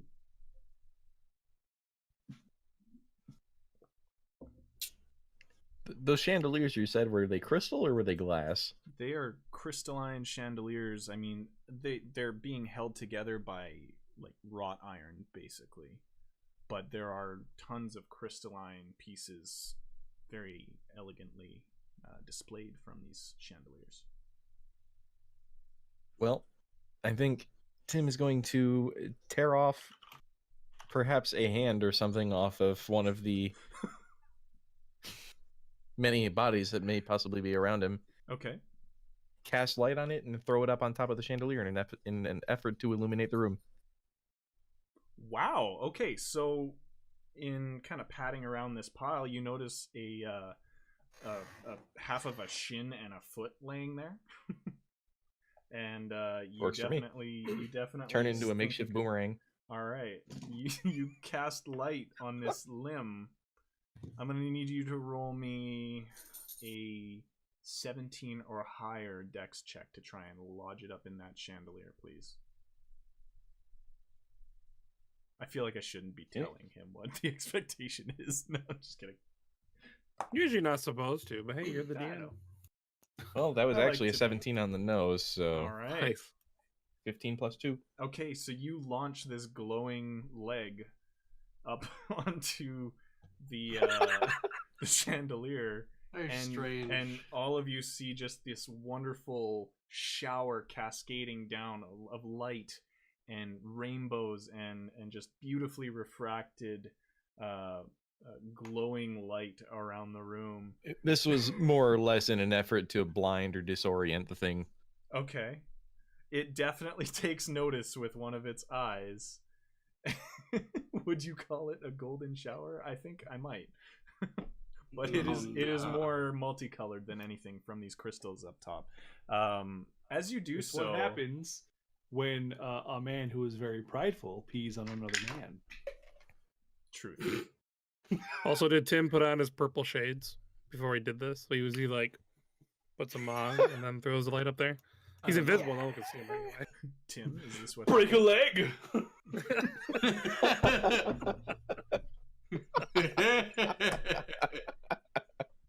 Clearly. Leg there be light. Sorry. Oh, That was you getting an slapped attempt- for that So one. much an attempt. worse. So as you toss that leg and it lands in the chandelier up above, you do notice a couple of the crystals get knocked off, and then a rusty piece of the wrought iron holding it all together starts to crack away, and you see a couple of these crystals in this piece of metal fall and clang to the ground just in front of the zombie beholder.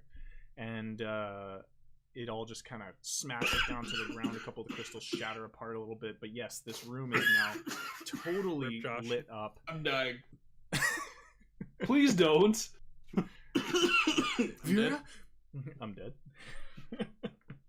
And yes, so the room is totally lit up. You can see the bodies everywhere a lot more clearly, and you can see this monstrosity in front of you, and it is clearly made out of some of these anciently dead people, and maybe even a dead beholder. So there you go.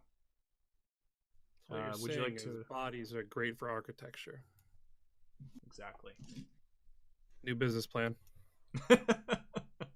Tim, do you want to move or finish with a bonus action or anything like that? Nope, staying tucked in the hole. All right. Perfect. Next up, it is Tarbok's turn.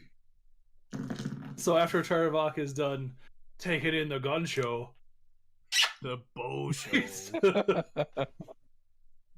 Damn it. he's there's no point in me wasting another spell slot, so I'm actually going to strafe a little bit, find another good vantage point, and just let another arrow fly. Okay. So I move, we'll say, just 5 feet back, a little bit more into the archway. Okay. So you're kind of a little bit into the hallway. I would say you're about 3 or 4 feet into the hallway now. All right, sure. All right, roll the So hit. I'm going to attack. I rolled a 13 plus 7, so that is 20. That hits.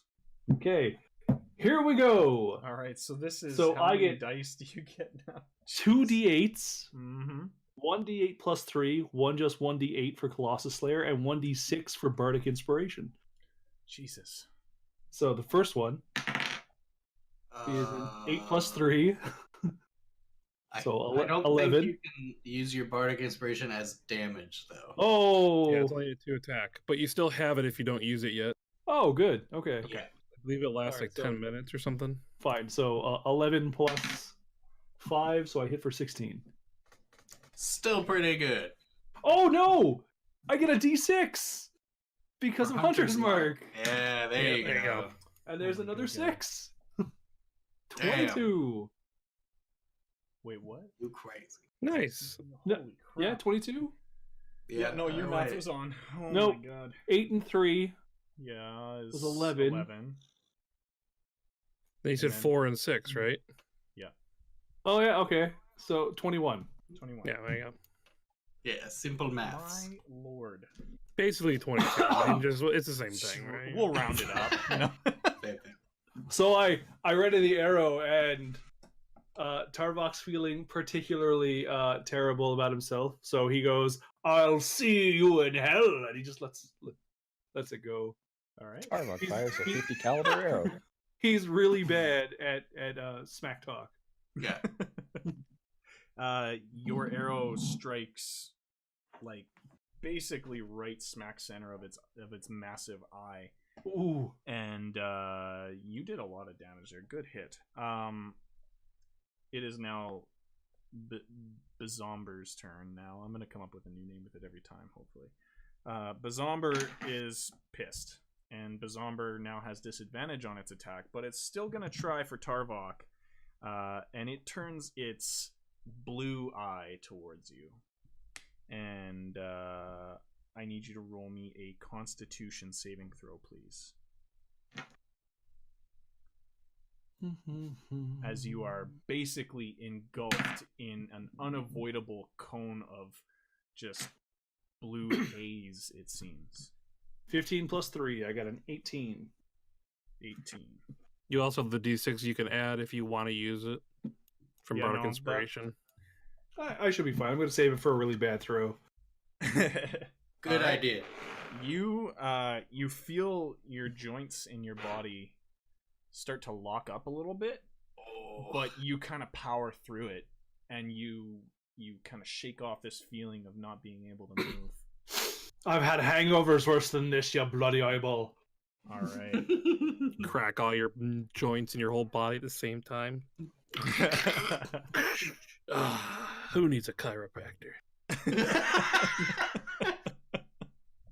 All right. The beholder is now Love going to move towards that archway where you're at, Tarvok. It can move about 20 feet towards you, which is pretty well enough to close the gap to this archway.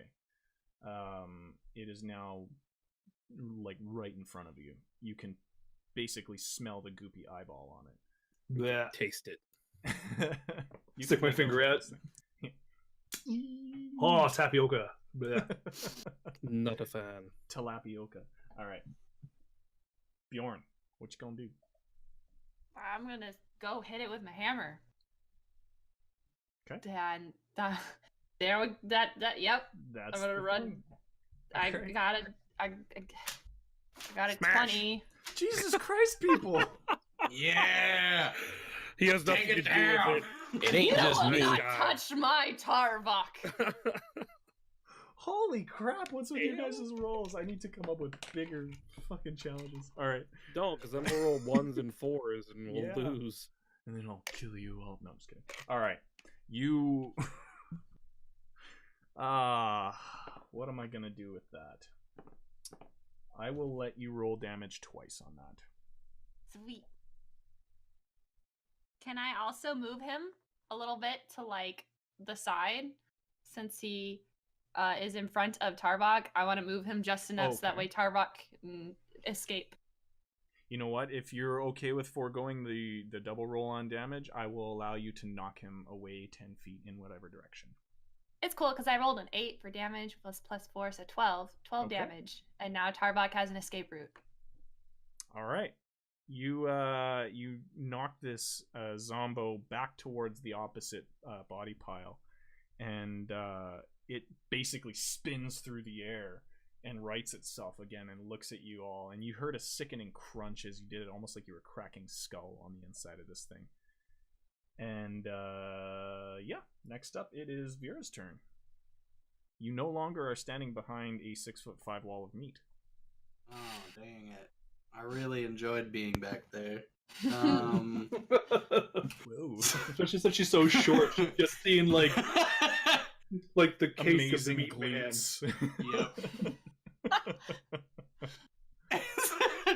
Anyways. She's just standing behind him, concentrating, looking at the glutes. Praise Thor. Yeah. I've got the You're I've still got the concentrating. fucking slimes in my hands, and I'm like, and they've still like they're arcing energy, and I just like I'm like, and like run towards the area where everybody sort of is now. I guess. Okay. Try Are you and still stay holding between- concentration? Yeah. Okay. So I'll try and stay between, like, have Bjorn between me and the thing still, Okay. because I think that's a safe place to be. But I need to be close enough to this. Behind Bjorn is probably the place to be honest. Yeah. I gotta step Alright. away for a quick second. I'm literally only going to be a minute or two. Fair So just enough. keep going. I won't be long. Okay. Okay, Okay. go Pete, go. Yep. And then I'll use the arc to do more damage. All right. Which bolt again? 12. Wow. Jeez. Okay. Damn. I can imagine Bjorn running, and then Bjorn's like, "No, don't leave me." Yeah, that's exactly. I'm like, And then- All right. Bjorn basically golf putts this fucking eye, and she's just like, eh. I'd say it was more of a full-on drive. And as it was spinning back and this all happened, Vera, your spell crackles in your panic. It just crackles up, and you see the lightning dancing around this thing as it's still trying to right itself from spinning across the room. And it is looking fairly fried at this point. You see this strange, like some of the gray goop from its eye is starting to boil up a little bit, and you see this gross, smoky steam coming out of its eye, and its other eyes are starting to kind of shrivel a little bit in its hands, and it turns all of its eyes towards you guys. Next up, it is Arthur's turn. Tim, you have done a wonderful thing today. And he just reaches out to the air and tries to like tap him on the shoulder, but he misses. He's just kind of like, "Why do you elude me?" And then he climbs up the bodies. Okay. And kind of like peers into the room, and he sees like Vera, panic firing, trying to hand the electricity to the eyeball, and Bjorn's like golfing, and Tarvok's like dabbing arrows and shit, and Arthur's just like, "We're damn good at this." And he points at the beholder and goes, "You're terrible." And he's into vicious mockery again. Worst mockery. Boo! You suck! You're bad. Jackass. You jackass. You're bad, and you should feel bad. Oh, that's wonderful. You should go home. You're All right. not good. And a 14 or higher to save? Correct. Zombolder is currently sitting on a 1. Please, All like, his eyes start Please tell me it tearing goes up. home. sobbing. Does it go home? Please tell me it goes home. It's one big gray goopy eye with the arrow in it. You see it just kind of like disintegrate down a little bit, and it starts like streaming out the sides of its face, and you hear a. Is it gonna be focused on Arthur now? Yeah, I think it I hope. is, and it's gonna take double damage from that. So whatever you roll on your vicious mockery. Roll the 2, so it'll take 4. All right. Then obviously there's disadvantage. Yes, it does. and as it starts basically zombie crying over at you, it seems to shrink down towards the floor a little bit, and you see the arms just kind of like flop down. No, a it's little depressed. bit. It's super depressed. Do you want some of our alcohol? Tim, you're up. All depressed. Wait. Arthur slides out. I want to make sure I say this because he goes back in the cover, I guess you could say, behind the bodies, and he goes, he tells Tim that, well, I have made it quite sad. I think this should be an easy shot for you. And he reaches out and just tries to like touch Tim, but can't find him. You like graze his heel or something? Yeah, he's just kind of like just. Tim's kind of just standing behind him. I don't think Arthur realized that when Tim casted light, the invisibility went away. Oh well, he does not. Oh, there you go. You graze some random body's heel. He's just touching corpses. Just touching corpses, just kind of like. Tim's behind him, just looking up like, okay. Wonderful. All right. He's focused. Cool. Tim, you're up. So upon seeing, Tim's just been watching Arthur like reach for him the entire time, and he's just looking at him like, oh my. He's gonna like climb up and kind of prone out next to him and be like, I was behind you. Arthur turns around.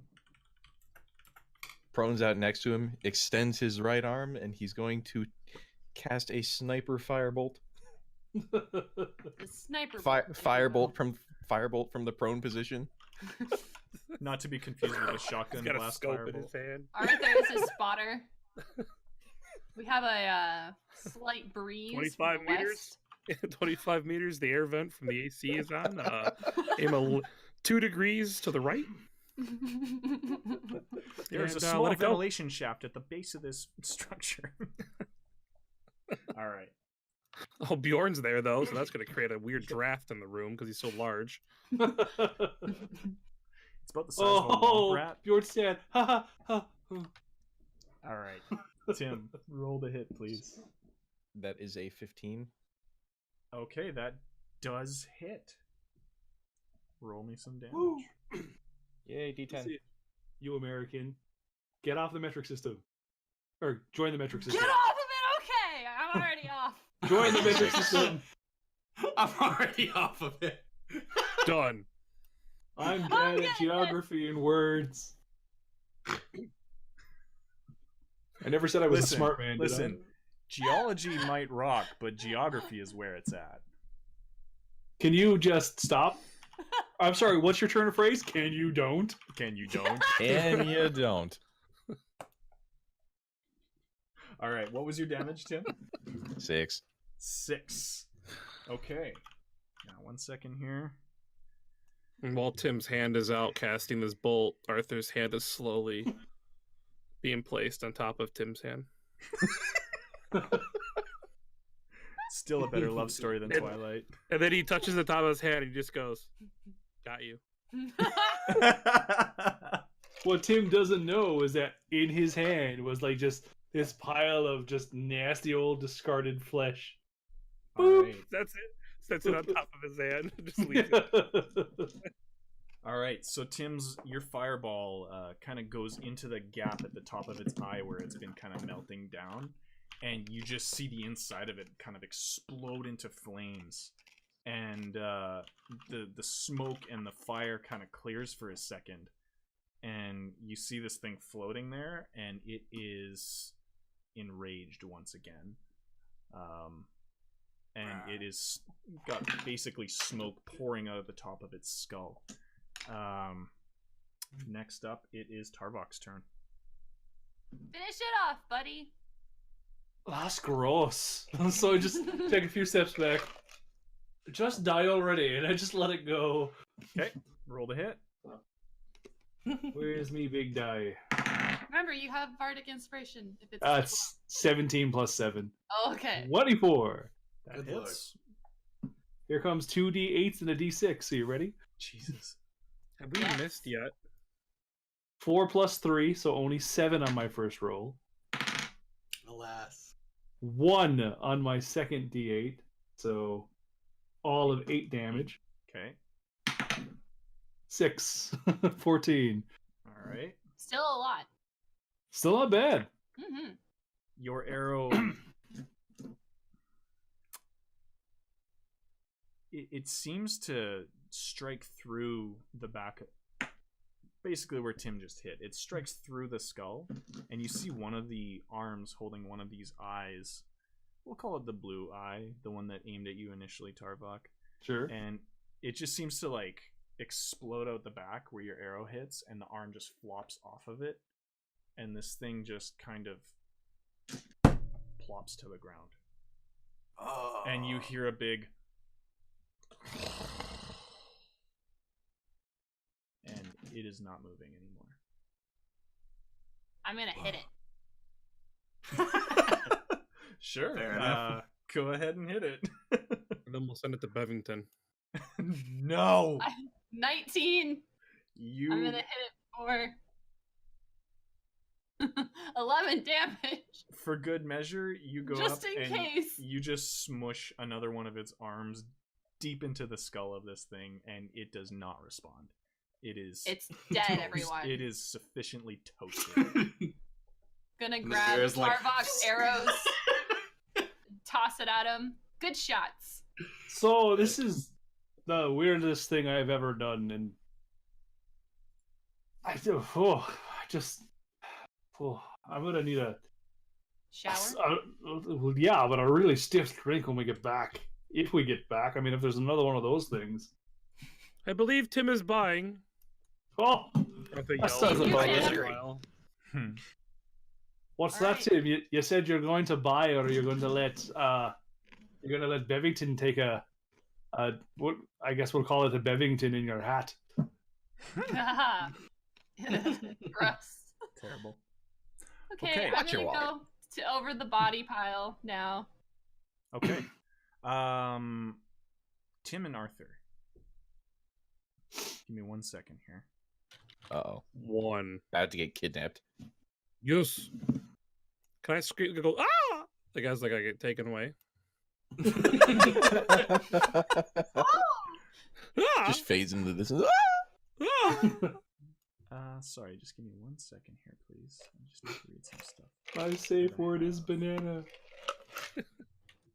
I want to say even though Vera's hair is like in a braid, like a bunch of it is just kind of like staticky right now from channeling electricity through the slimes. She's just like standing there like. I'm going to give Vera a nice pat. You did good. Anything metal. Sorry, I need to check something in my book really quick here. I apologize. God. Hashtag prepared DM. Wow. Rude. Ha! Shots fired. Know who's I'm dying just kidding. first. I look up everything. Hey man, being correct is important. Very much so. I need Because Arthur. knowledge is power. I need Arthur and Tim.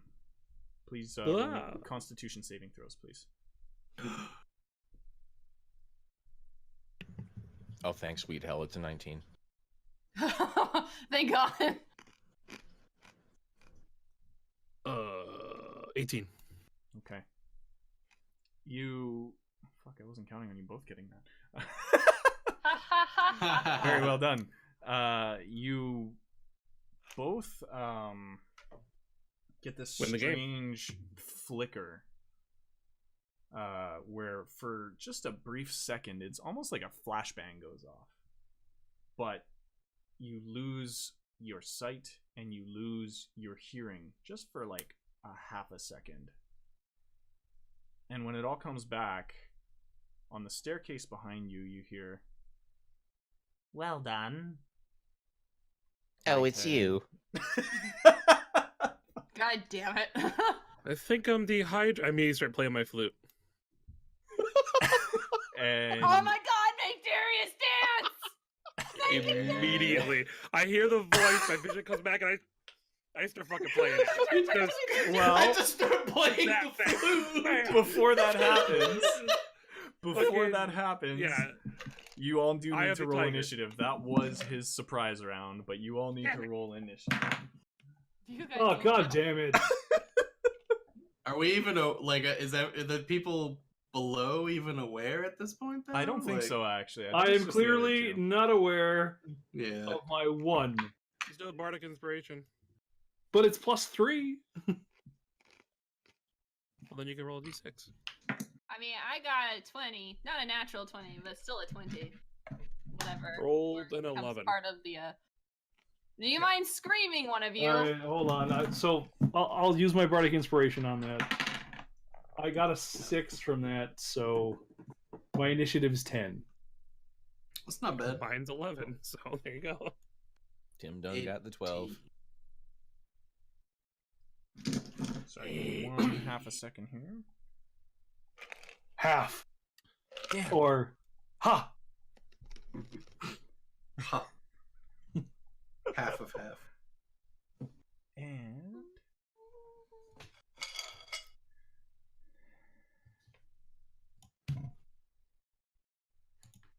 okay, Behold. a dead beholder. All right. So far, the two of you that are actually there in front of Mr. Peru, I will be. You know what? I'm just going to use your guys' initiative. So, what were they again, Arthur? 11. 12. Okay.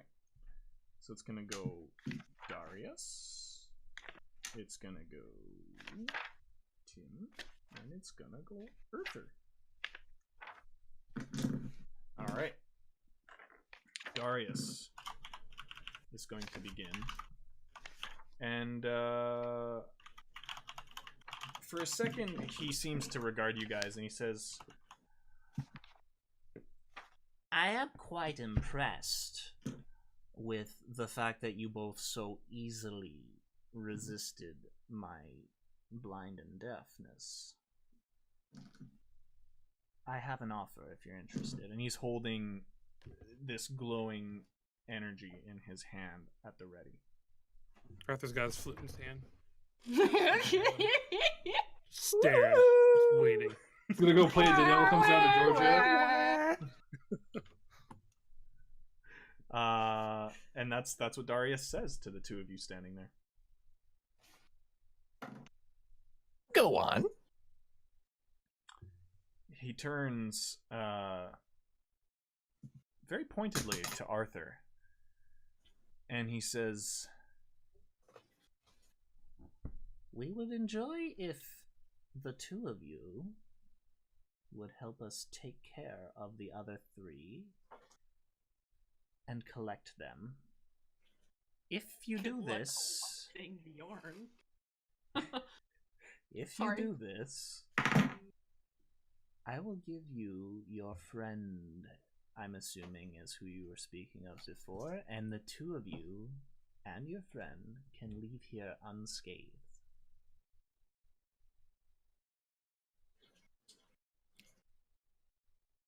It's still technically Tim's turn, unless can I respond? Oh, is it still my turn? It is. I'm not sure. It's actually kind of right now. I'm kind of holding initiative actually for this split second. So Arthur pulls the flute away from his mouth. He says he plays like one note. And he just kind of like pulls the flute away from his mouth, and he says, what do you mean by collect them? I mean, they are quite taken care of. They have clearly held their own. I mean, maybe they need some water and some food and maybe a nice bath, but what do you mean exactly?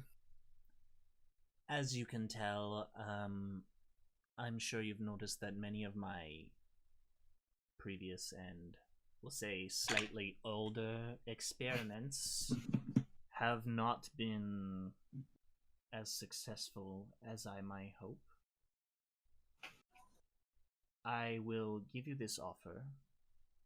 I will invite all of you to my chambers. And if you do agree, I will tell you exactly what is going on here. However, you won't make it out alive if you try and pull a fast one on me. I'll just tell you this much. But what exactly makes you think that the two of us are more powerful enough to take on, well, them three? I've been watching everything you all have been doing. I know that Mr. Wispy Wind over here is quite strong. He's stronger than he may let on. I don't like his voice, Tim. After like whispers at Tim while Darius is like talking, and then he interrupts Darius, and he says it's loud, just not like yelling, but he just says it loud enough, hoping that everyone behind him can hear him. And he says, "I'll tell you what, I will improve the offer in our favor. You throw in the 5,000 gold pieces you owe me, and maybe perhaps we have a deal." The three of you roll perception. Fuck. What'd you get? 18 plus 5. 17 plus 1? Okay. I got a 13 total. All right. You all do hear that. Now I need you all to roll insight. Oh. What is my insight? Oh, it's plus 3. Sweet. Do I have bonus? 22! 17! Oh, yeah, I do. 17. Okay. What the three of you can gather from this is somebody's back there with the two of them.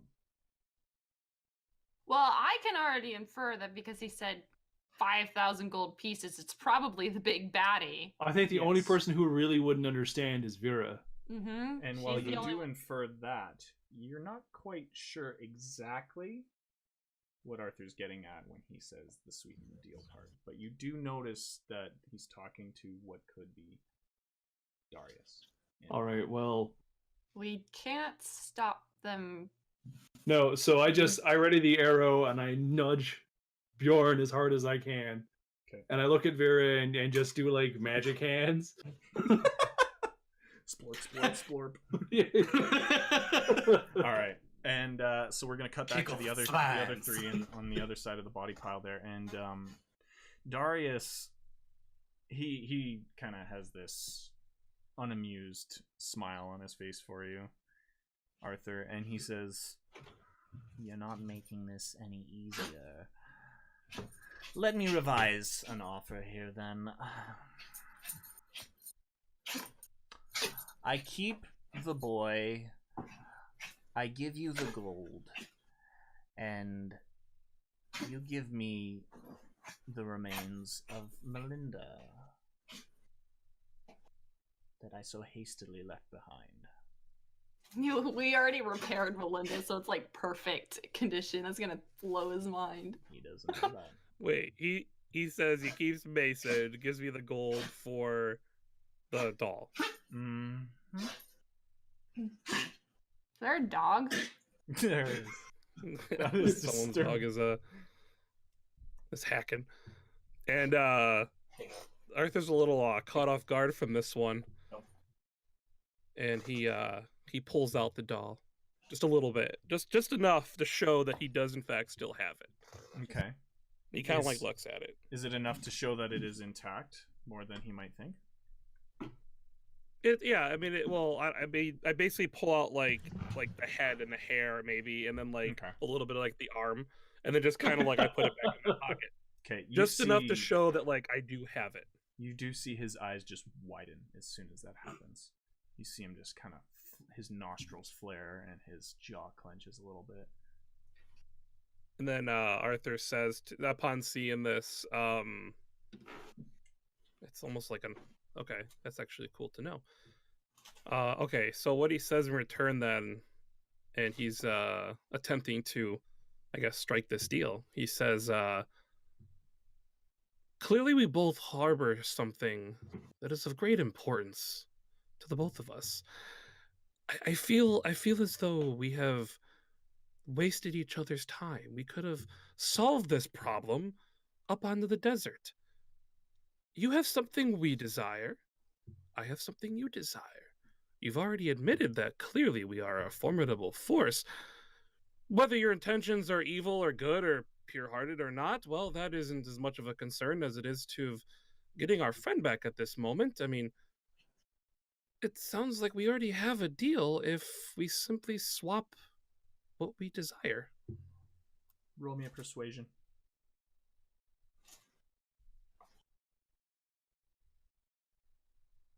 Come on, you Where's charismatic persuasion? bastard. Yeah, it's 22. Bard.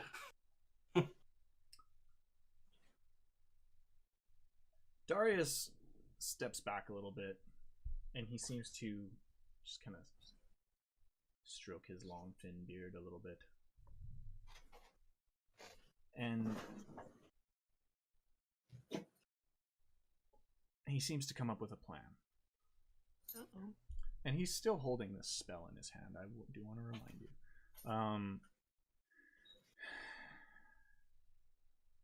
Here's what I will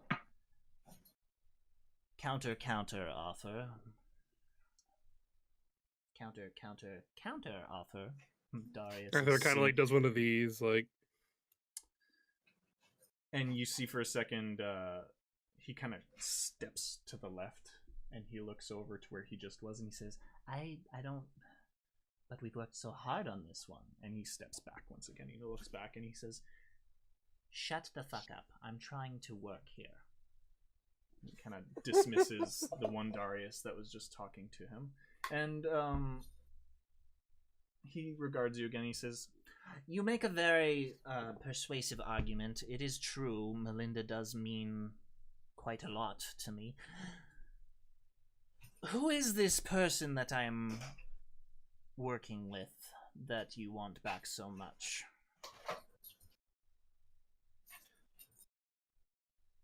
I believe we would need to have a longer conversation to figure this out. Well, to, I guess, help each other understand, because I still don't fully understand this. Well, this, I do not want to call it a doll, because it clearly holds more meaning to you than it being a simple doll, but this object, this thing, this being? I do not understand why you desire it so much, and if it puts others in harm's way, I have to at least understand it.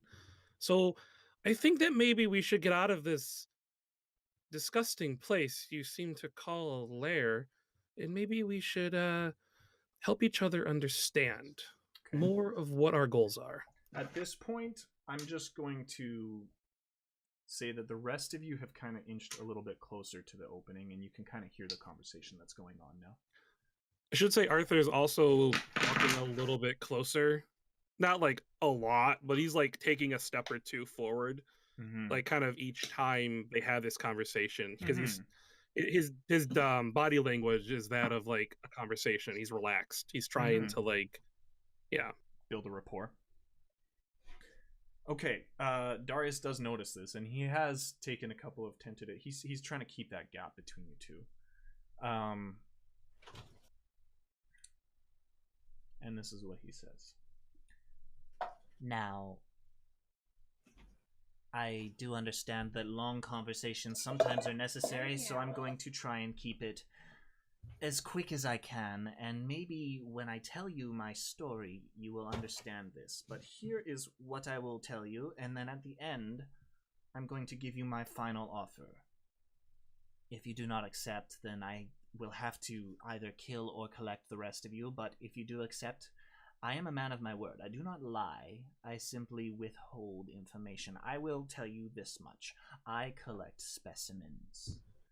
I sent a letter when I have heard of your organization. My previous endeavors have failed, and I have discovered recently that sometimes the long dead are not the best specimens, and I have been discovering that the fresher they are and the closer they are to the brink, the more success I've been having. You see, my story is quite interesting. I won't bore you too much, but long story short, I used to run this town, if you will, with my associates here.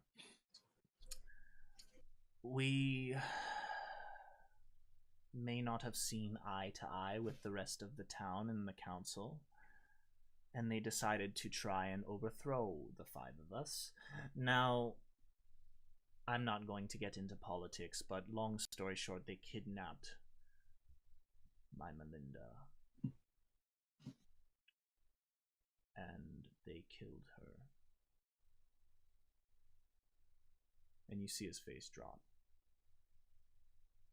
And you could almost tell that there's some tears welling up in his eyes for a split second. And then he continues.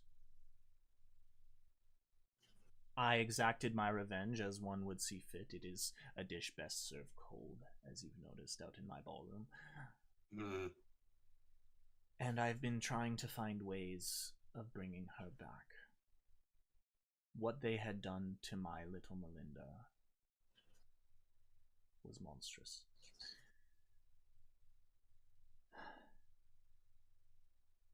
Anyways, that doll that you are in possession of was her most prized possession. And that is the reason I need it back. All I want is my little girl back. If you give me that, I will give you your friend. However, I will warn you, it might be too late at this point. And you will leave me be. So Arthur begins to walk closer. How far away is he? How far away from Tim is he at this point? Because I don't know how long this hallway is. How far away is which one of them from Tim? From Arthur to Tim. You're maybe about 6-7 feet away. It's really this hallway that you're in. It's basically almost identical to the stairs that you guys came up from the other side, from the floor below. So it's maybe about 10 to 15 feet wide. So you've got him basically up against a wall, and then a staircase going up in either direction. So Arthur continues to walk forward slowly, and he kind of like waits for anything else to happen, and he's thinking, and he puts his hand in his pocket to grab onto the doll, and he looks up at Darius, and he says, I believe you fail to see the comparison of the circumstance we're in. It's quite obvious. Your Melinda was taken and killed the same way, well, our Mason was taken by you. You have essentially become the council. You have sought to destroy and maim all those responsible. And Arthur kind of turns back and looks at like Tim, and then knows the rest of the group behind the pile. He looks back at Darius, and he says, the same way we seek you out to destroy you. And he pulls the doll out of his pocket. He just kind of like looks at it. Visibly angrier when you say this. Yeah. And he does interject as I'm interjecting right now. He says, it is quite different, actually. The difference is everyone who has come here has arrived on their own volition. They took her against her will. And Arthur stops at that then. And he kind of holds the doll back for a second, kind of turns away, and he says, are you telling me Mason went willingly? He walked directly into my market, and we struck a deal.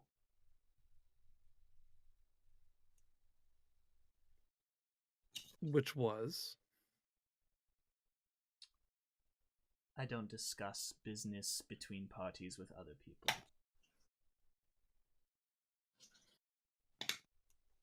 Then perhaps... Well, I don't see so much as to how we can strike a deal. Maybe cooler heads will prevail. And at that, he holds the doll in his hand, and he kind of holds it out towards Darius a little bit, and he casts Calm Emotions. Wow. Okay. Can you hit me with that, please? I attempt to suppress strong emotions in a group of people. Unfortunately, Tim is also going to have to roll because it's a 20-foot radius. Okay. But I'm hoping Tim has enough charisma to get past the 14 saving throw that's required. Okay.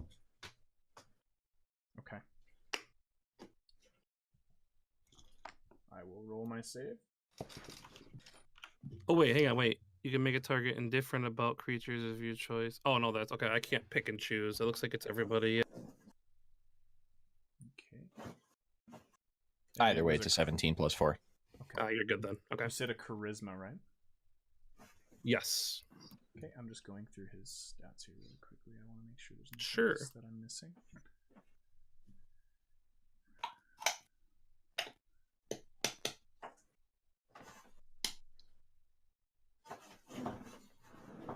Yeah, he fails. So what are the results of that? So I'm gonna choose. Oh shit! I didn't even think this far ahead. I actually didn't think this was gonna work. I did not think it was gonna work. So I have two choices. I have to choose to make him charmed or frightened. Well, he's my an plan. elf, isn't he? So he can't be charmed. He is a high elf. Yes, that is correct. It's I don't charmed know, and does it sleep even that they work? resist against, right? Oh, so frightened would still work then? I believe so. Or does it not work at all because he's an elf?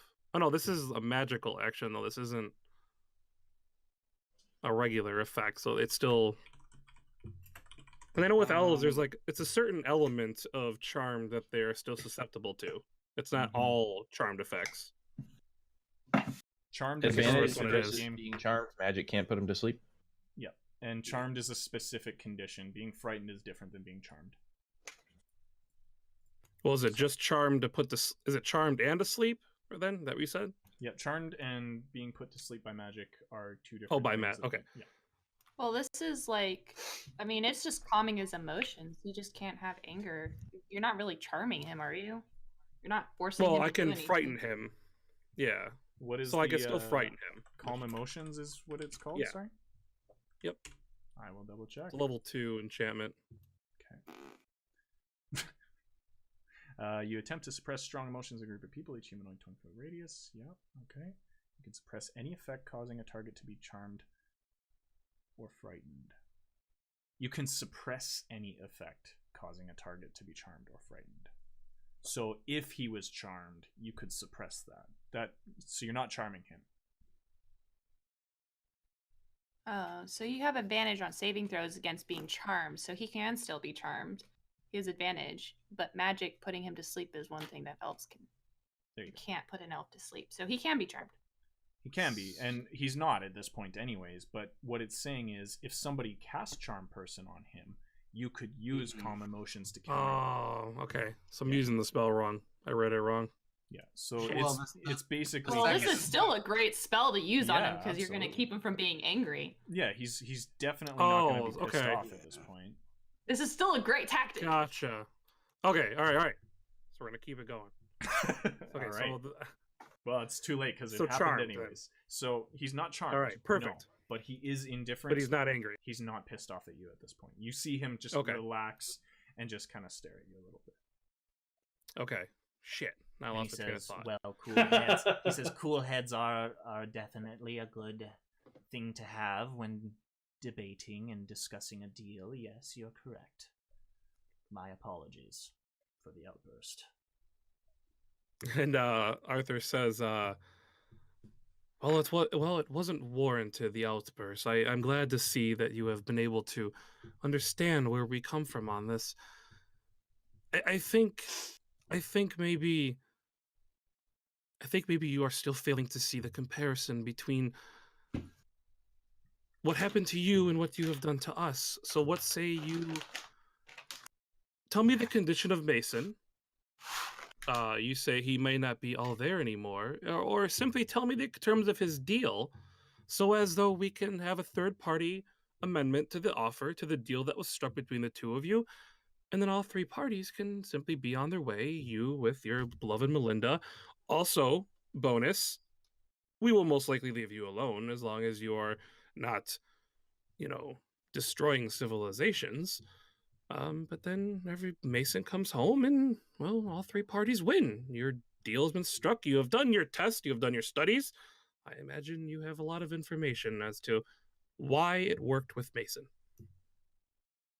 So what was that deal? Well, like I had said,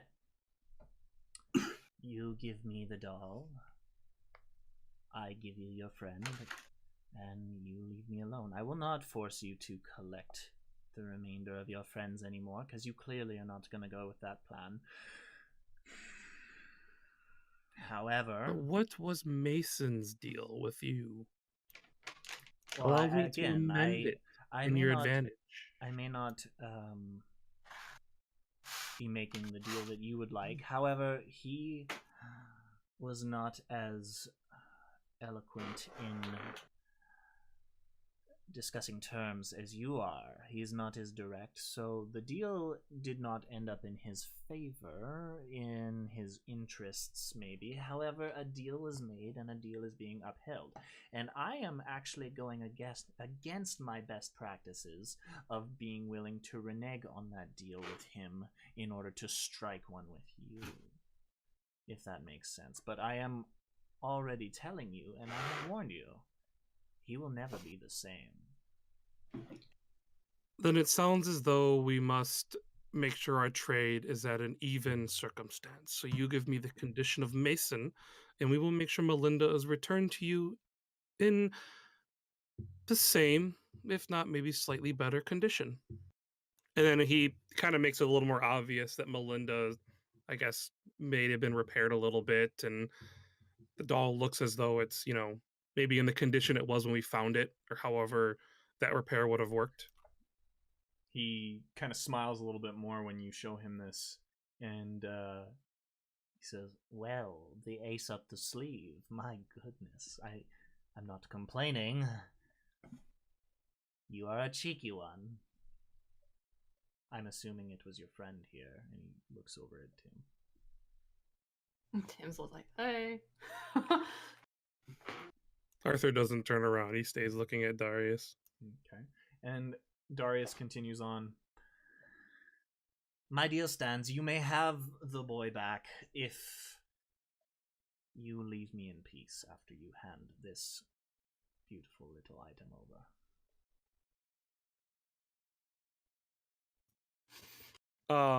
So knowing Tim is very insightful with deals and underworld activities and things of that nature, he repeats this same deal out loud so Tim can make sure Tim hears it clearly. He basically says, so the deal is very simple. You show us Mason alive and able to come with us, and we simply hand you over Melinda. I don't see any reason to reading between those lines. And he kind of says this, hoping Tim can make sure I'm not missing something. Reading between those lines. Okay. Yeah, exactly. Okay. Tim, roll me an insight check, please. Okay.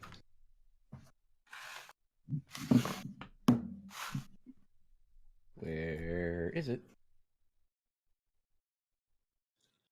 It's gonna be in the wisdom. 4. It sounds good. It seems airtight to you, Tim. Tim gives him a thumbs up and nods.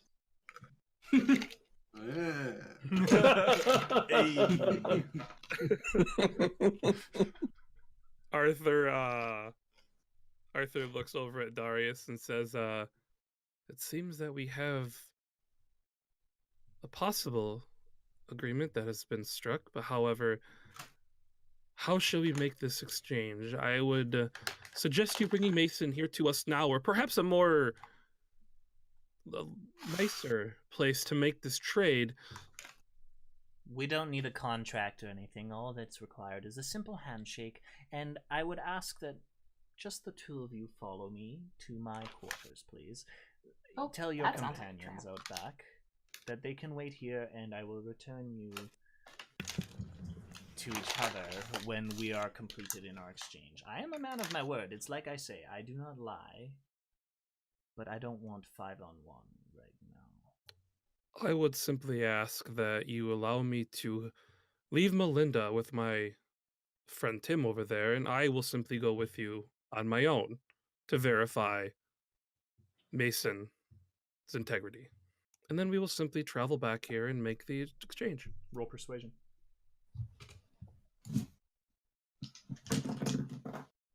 Use my inspiration. I roll a 2. Yeah, go ahead.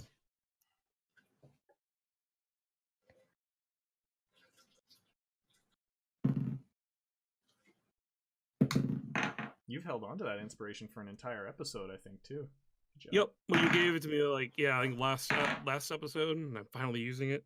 I rolled a 15.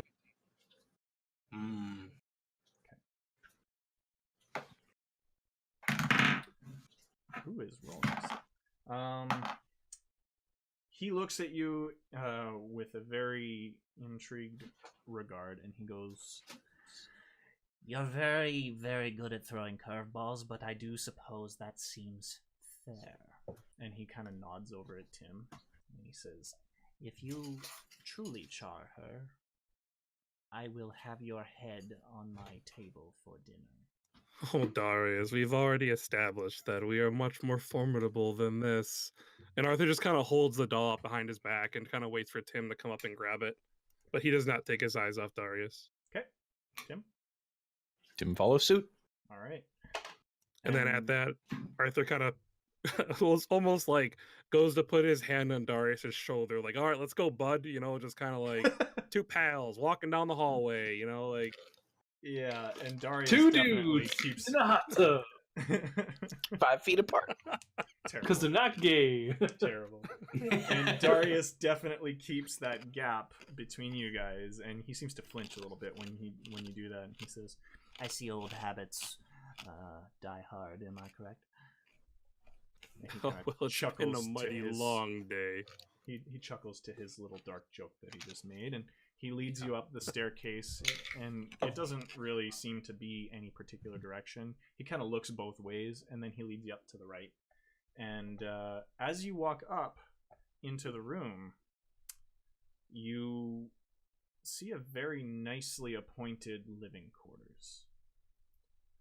On the other side of the room, you see a very large stone pillar, and you see various tables basically propped up against this stone pillar, if you will. It's more of a wall, but on either end of it is an archway that seems to lead towards a hallway, and you can see stairs on either side. Stairs that lead up. At the base of the right side stairs that you see on the far end of the room, basically kitty corner from you, you see a small charred wooden chicken on the ground. Ah, it's the chicken. No, my chicken! Against the wall, which the archways are set into, you see two humanoid figures chained up against the wall, and on a table in front of them, you see various items, a burlap backpack of sorts, some armor, a staff, various pouches with bits of plant sticking out of them, and then laying in front of this pile of loot, if you will, on this table is a big furry mass with some gray pouring out of wounds all across it. It's On the the panther wall. and the orc. On the wall, you see a very large half-orc chained up, arms and legs, hanging there, almost completely naked, save for his undergarments. And he has various tubes running out of his arms, I should say. And the tubes seem to lead towards a alchemical station, kind of close to the table, a little bit off to the left of the table with all the furry mass and the objects on there. And then you see the second humanoid and you recognize it immediately. Well, not quite immediately. It is your best friend. It is Mason. He doesn't seem to have any light in him. He seems to be a shockingly gray pallor. He has gray just slowly dripping from the corner of his mouth, and he too has tubes running from his forearms, and he is strapped to the ceiling. But the major difference that you notice about Mason are two different things, and that is that he has been changed. He has a very ornate carved table leg for his left shin and foot, and his left eye is no longer there. Set into his face is his makeshift sigil that he crafted to look like his father's, in the shape of the triangle with the hammer, the sword, and the shovel of the maintenance department. And it still has the swirling purple on the inside of it, and it is basically embedded into his skull. You can see faint breathing coming from the two humanoids on the wall, and you hear a strange bubbling gurgle coming from the backs of their throats. It seems that Mason has been worked on a lot longer than this other man, maybe an entire day. And Darius turns to you as he kind of leans against his desk in the far corner, and he says, well, I told you he would be different, and I did warn you. Like I said, I'm not a liar. But he is very much still alive. Alive in what way? And Arthur's face is just that of complete and utter horror. He like sets his hand on the rapier on his belt that he's never, ever drawn under almost any circumstances. He's never used it in combat. He just kind of carries it around just because it's flashy. Alive in the sense that, again, I'm not sure. These are called experiments for a reason. I will tell you that the reason why he is in his state is twofold. One, I need to understand more about the way that the body can withstand these experiments, hence the leg. And two, typically something quite important to somebody is something that might be able to bring my Melinda back, hence the doll. And he, as he's saying this, his eyes shift to the right side of the room from where you're both standing, and you see another table against the wall, one that was kind of blocked by a bookshelf when you first glanced over it. You see a beautifully crafted silk covering over what seems to be another figure laying on a table, and it is a very tiny figure. It's maybe 3 feet tall.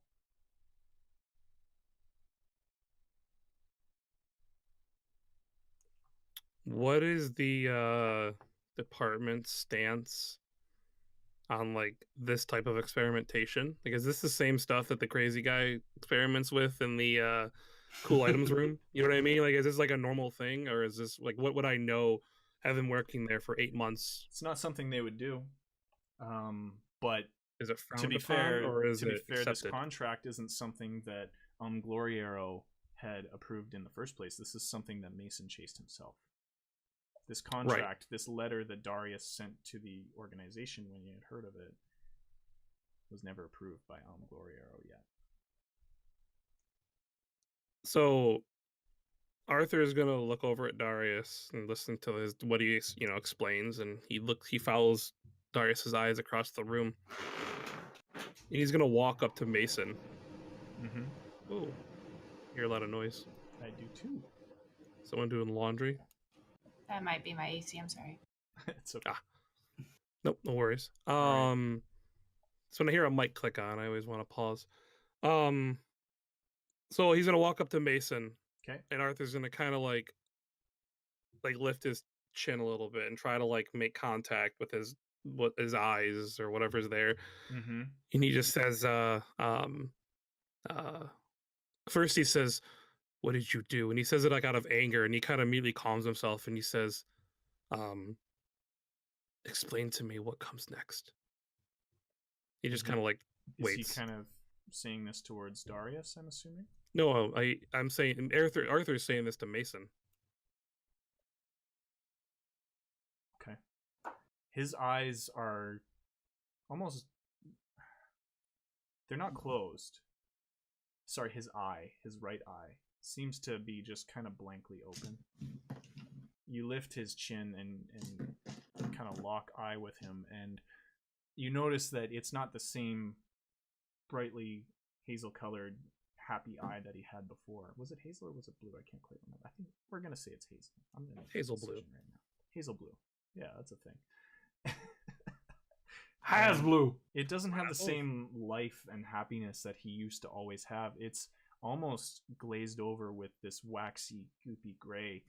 It's not the same consistency that you've seen in these other creatures before. Not quite yet. But it's definitely been glazed over a bit. And as you ask him this, a nasty stench waves over you as he kind of breathes out. I'm still here. And Arthur, to Darius, would have noticed his rapier was probably about halfway pulled out. Mm-hmm. As he was staring at where maybe Mason's heart should be and just kind of waiting for a response. And when he says that, he pushes the rapier back into his belt. And he I guess he stands up and looks at Darius, and he says, sounds like we have a deal. Unchain him. Okay. Darius comes over to close to you, and he seems to get a little bit closer this time. And he simply pulls off a ring of keys from his belt, and he puts it up in the chains on Mason's wrists, and he unlocks them. And Mason just kind of starts to slump down to the ground. Arthur immediately catches him. Okay. And again, you feel a heavy dead weight on you as Mason's... He almost seems to be without it almost feels like he doesn't have a skeleton, but it's still there. It's just kind of floppy feeling. He seems very, I guess, tender to the touch, very, very sloshy on the inside. And you feel a little bit of assistance from Mason as he kind of drapes his arms over your shoulders a bit and tries to hold on. And Darius says, well, we should now, I assume, go retrieve my object, please.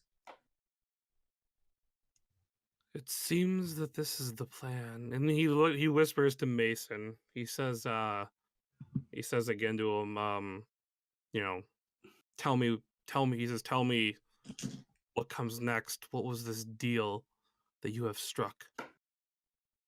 And he kind of like whispers it to Mason, almost just he's trying to let Darius know, I guess, that he's trying to have this conversation while kind of dragging Mason, towards and out of the room. And with a very faint whisper from Mason, you hear,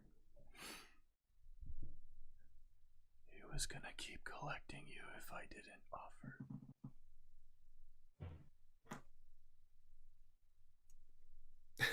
Arthur actually laughs. He laughs a little bit because it's ironic to Arthur. The sacrifice Mason's making is the same sacrifice Arthur is trying to make for him. So Arthur kind of like chuckles at this like ironic like moment, and he says back to Mason, "Well, it appears we have struck a deal, friend. Let's get you out of here." And then he actually invites Darius to walk first. He kind of like holding Mason. He kind of like, go ahead, let's go down the stairs. Okay. Darius does take the opportunity. He keeps his body shifted towards you so he can kind of see in his periphery, and he does go back down the stairs the way you guys came. Arthur kind of like even tries to strike up conversation with Darius randomly, just like, I wonder when this was made. You know, he's just kind of like looking around, and he will go grab the chicken though. He does grab the chicken. Arthur will grab the chicken. On the way. Darius doesn't seem to stop you when you grab the chicken, and he says, "Yes, an interesting trinket." And as you're walking back towards the stairs again, you notice, indeed, on the table there is the lifeless body of Pheasant, the panther that you had met earlier.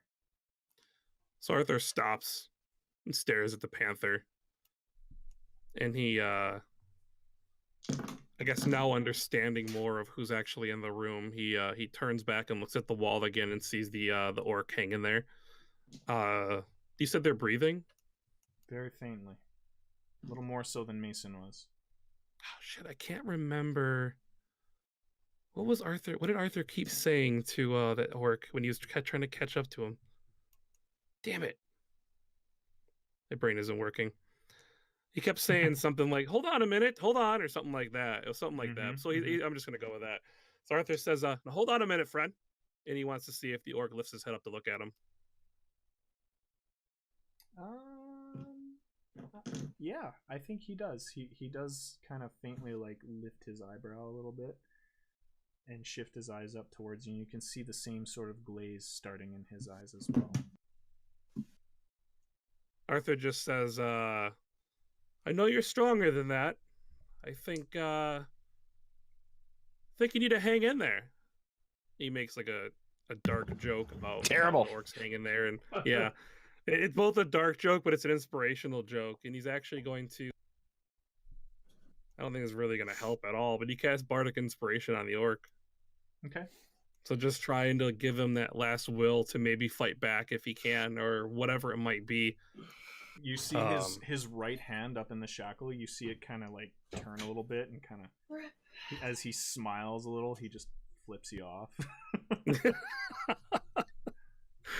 And Arthur just kind of nods, and knowing that there's nothing he can do to get this orc out of the situation, continues. He kind of puts his hand on the panther. Is the panther alive at all, or is it dead? The panther is very dead, and what you can tell from looking at it, it seems like pieces from it are being harvested, as it is something very close to the druid, if that makes sense. Yeah, I have nothing that I can use to disrupt that. So Arthur just kind of puts his hand on the panther and says, "Such a wonderful beast." And then he just kind of pats it and just continues to walk, following Darius. Okay. All right. You make your way down the stairs, charred chicken under your arm, Mason over your shoulder. And his feet are basically just flopping down the stairs. Sorry, his foot and his table leg are basically flopping down the stairs, clunking as you go down. And Tim, this is the first thing you see after Darius rounds the corner. And Darius holds his hands out as he comes around. He says, "We're fine, we're fine." The boy's effects. He didn't come here like this. Maybe there was something I forgot. Arthur just kind of goes, "Oh, right." And Darius says, "Is that really necessary? I'm just going to throw them Yes. with the other piles. There was nothing of note." They're his. And he looks over at Arthur. He says, "If you want to carry him back up, I'm not going alone. If you give me Melinda, I will retrieve them for you." Arthur just kind of like looks at Tim just for any sign of like changing his mind at all. Does he or not? He just kind of like looks at him like waiting for Tim to be like, "Get it." You know, that he's going to turn around and go get the shit. Oh, there you go. Okay.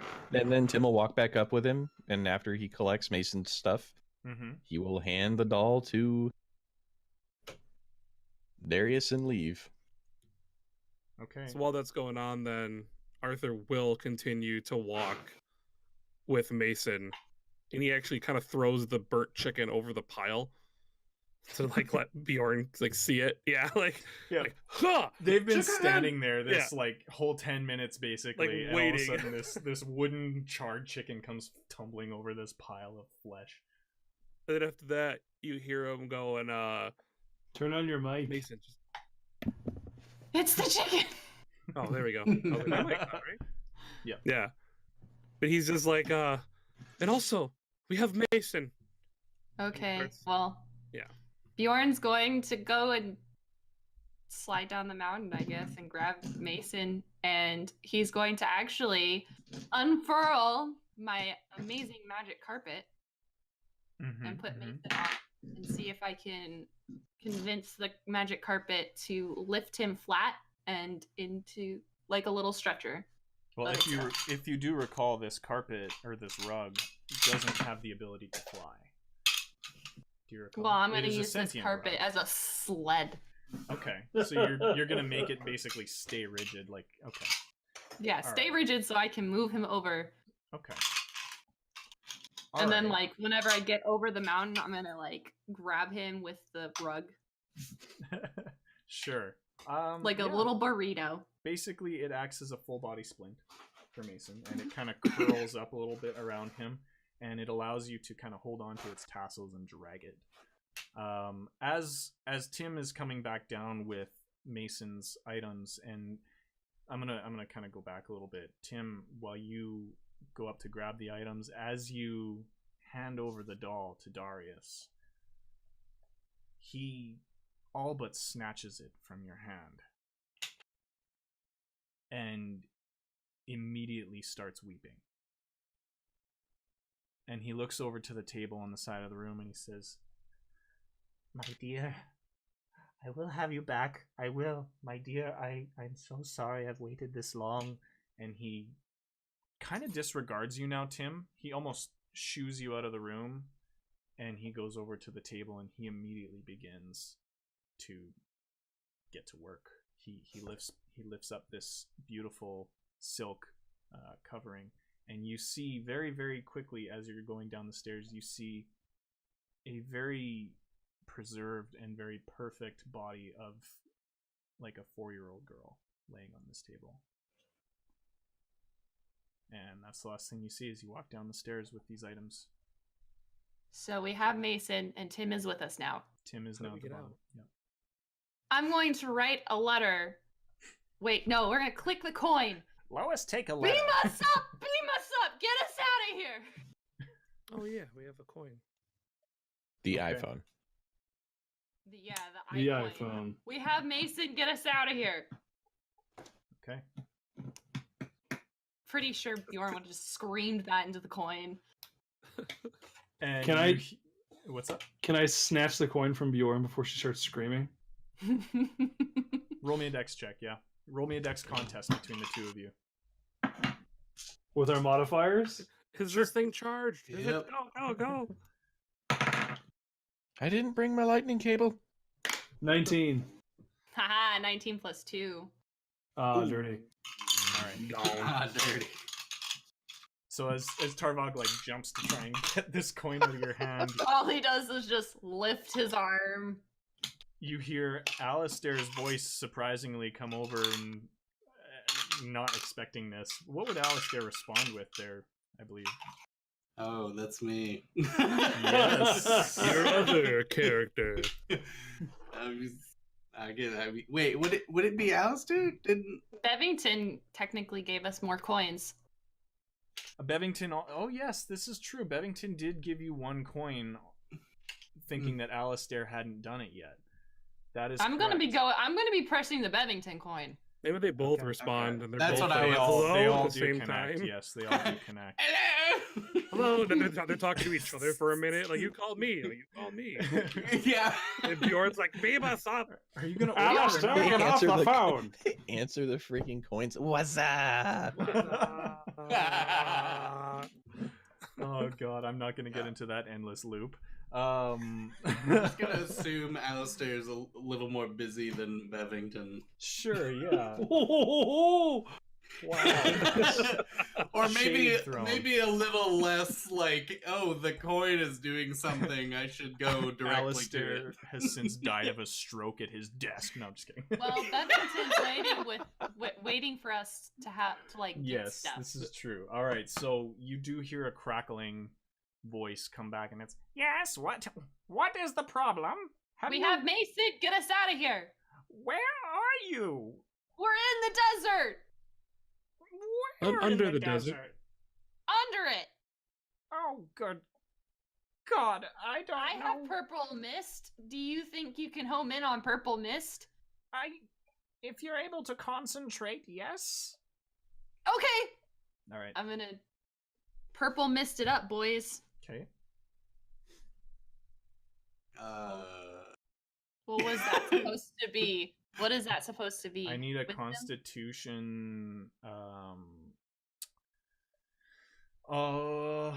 Let me think of a challenge here. Okay, go ahead and roll me a Constitution throw, please. Cool. 19 plus 3. All right. Fuck, Jesus. You sit down in the middle of this ballroom amongst dead everything around you, and there's still dazzling light just kind of dancing around, but you're able to block everything out. And you pop the cork on the flask that Mason gave you in your last adventure, and the mist kind of swirls out as you concentrate on it onto the ground, and you see it just kind of across the floor a little bit, and then all of a sudden it starts to become more. And it starts swirling and swirling, and the only person that emerges from this mist as it starts to dissipate down and continue swirling at his feet is Gloriero. Okay, I'm gonna transfer the boy to him. Take your son. Here, have him. Yeah, and he clearly wasn't prepared for this. This is it was basically the middle of the night, or getting close to, and it looks like he was just dragged out of bed. He's just wearing his pants, and he's got no weapons on him or anything like that. He just like looks like he's basically just woken up from a nightmare and into another nightmare. Welcome to hell. And he goes, "Oh my God!" And he grabs his son. Go! And Get out of here! And he says, "Let's go." And he beckons you all into the mist. Sweet, jumping in with my chicken. Arthur does a heroic pause, like he's like, maybe I shouldn't go. He's like, no, fuck it. And he just gently gets in the mist. He's just like, no, I'm not dealing with this shit right now. All right. Tarvok, Tim? Do we know of the orc? Do we know of the druid upstairs? The three of you that were downstairs have not heard anything about it. If you told us, we'd probably go. But you didn't tell us. No, Arthur wouldn't have said it though, because he doesn't want to put anyone else in harm's way. He just got Mason back.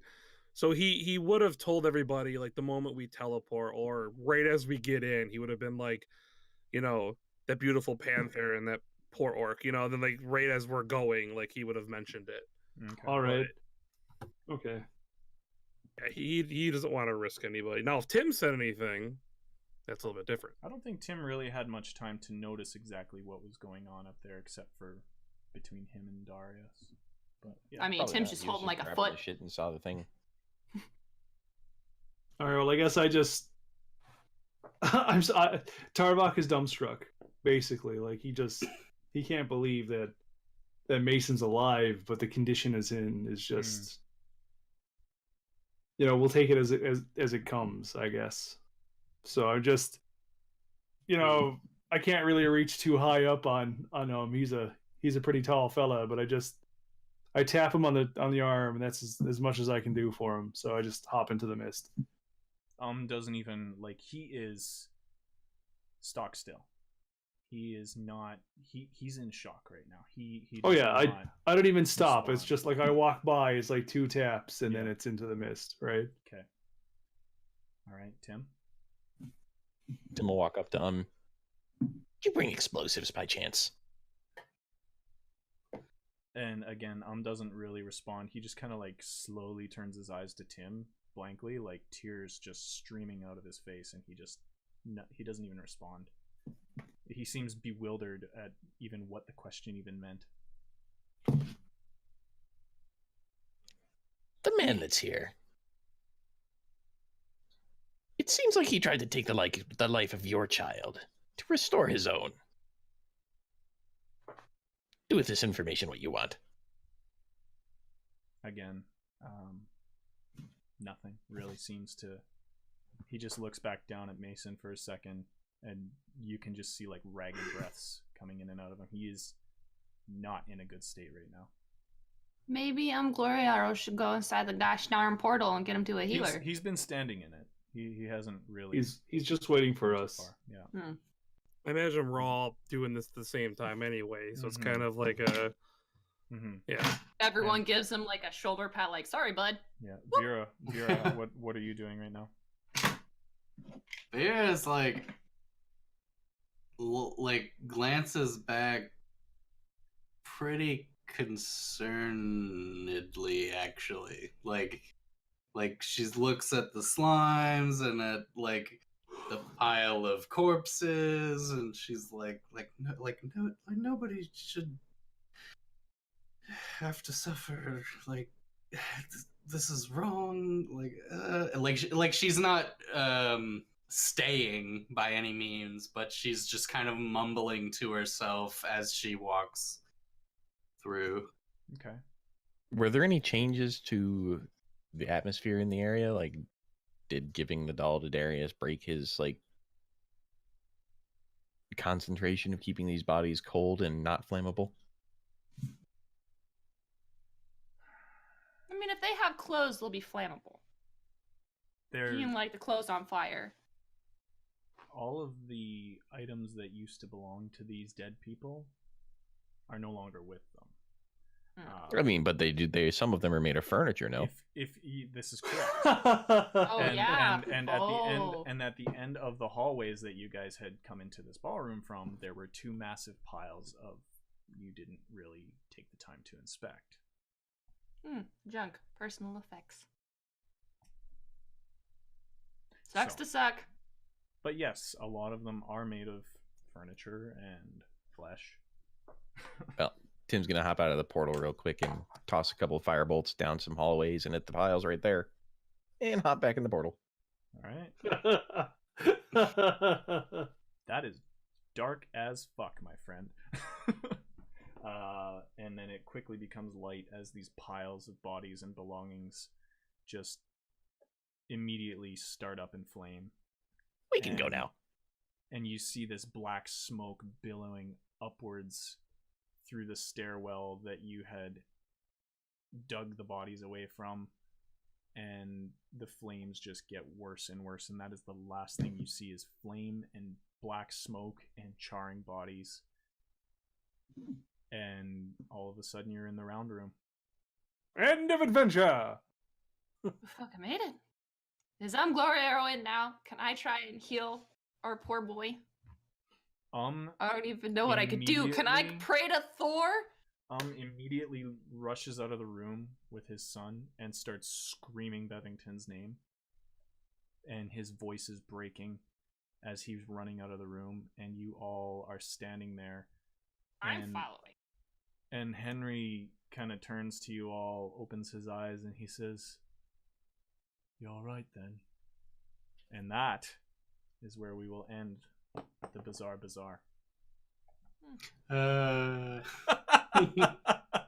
No. Yep. Just three more hours. Just 3 more hours. We have to go back. We have gone 3 hours and 20 minutes, which is longer than I think we've gone in a long time. And we missed a whole week, so yes, exactly. I don't know. It's up to you guys if you want to keep going or not. But podcast. I just want to see, huh? I can't. I gotta work. Yeah. I was wondering if you were gonna split out. Real life. I do have real life things to deal with. Not that I don't really enjoy D&D, but you know, sleep. Yeah. No, that was good. Everybody get to their real life responsibilities. I want to thank everybody again for hanging in here tonight and throughout all the previous episodes. This was a longer story arc, but like I mentioned in the previous podcast, we're trying different things to see what works. It was 3 episodes for Golds, Gods, and Goblins, and it was 6 episodes now for the Bazaar. And it's just kind of, you know what, we want to hear you guys' feedback. So hop in the Discord, hop onto Twitter, tell us what you think a good, I guess, happy medium is, if there is one, if you prefer a longer arc, a shorter arc. I mean, honestly, in the end, the story is going to take us where it takes us. And I'm really happy with how you guys handled all of this. We're going to keep growing. And I'm really interested to see how you guys deal with the next interlude episode. But before then, I want to The get real out... question, though. Yes? How much experience did we get? I want you all That sweet experience. to bring yourselves up halfway through level 5. I had a terrible experience. Halfway We're through on level 4. I know. We're already level 4 though. Yep. And we already have half of the not experience. halfway to get- level 5. I mean past level Halfway 5 and halfway level. to level 6. So Oh, halfway wow. through level 5. Oh, cool. So we're on Okay, level 5 so now. I need a number. I will give you guys a number off. I'll calculate it. I don't have it off the top of my head right now. But Cool. Yeah, you're that's gonna something you're we going to can be hash out halfway later. finished getting to level 6. So thank you guys again. I would love to do the After Hours podcast before we do the interlude episode. So if you guys want, go check out the previous After Hours podcast. It's on Spotify. It's on Castbox. You just have to look up Ret-Con-Artists After Hours. That's all you have Hopefully, to in the look next interlude, or in the next interlude, we're going to introduce Info Orc. I kind of want to do Info Orc. Yeah. I think I would have a lot of fun with Info Orc. So Fair enough. We'll see. We'll see. We have plenty of ideas to play with. So, again, thank you. Yeah. Good we job. will see you guys next Tuesday. And Probably the weekend. Let's be honest. Bye. probably the week. Come see us on the weekend. We'll be around. Bye. Yes. Okay, All right. bye. Take care, everyone. Bye.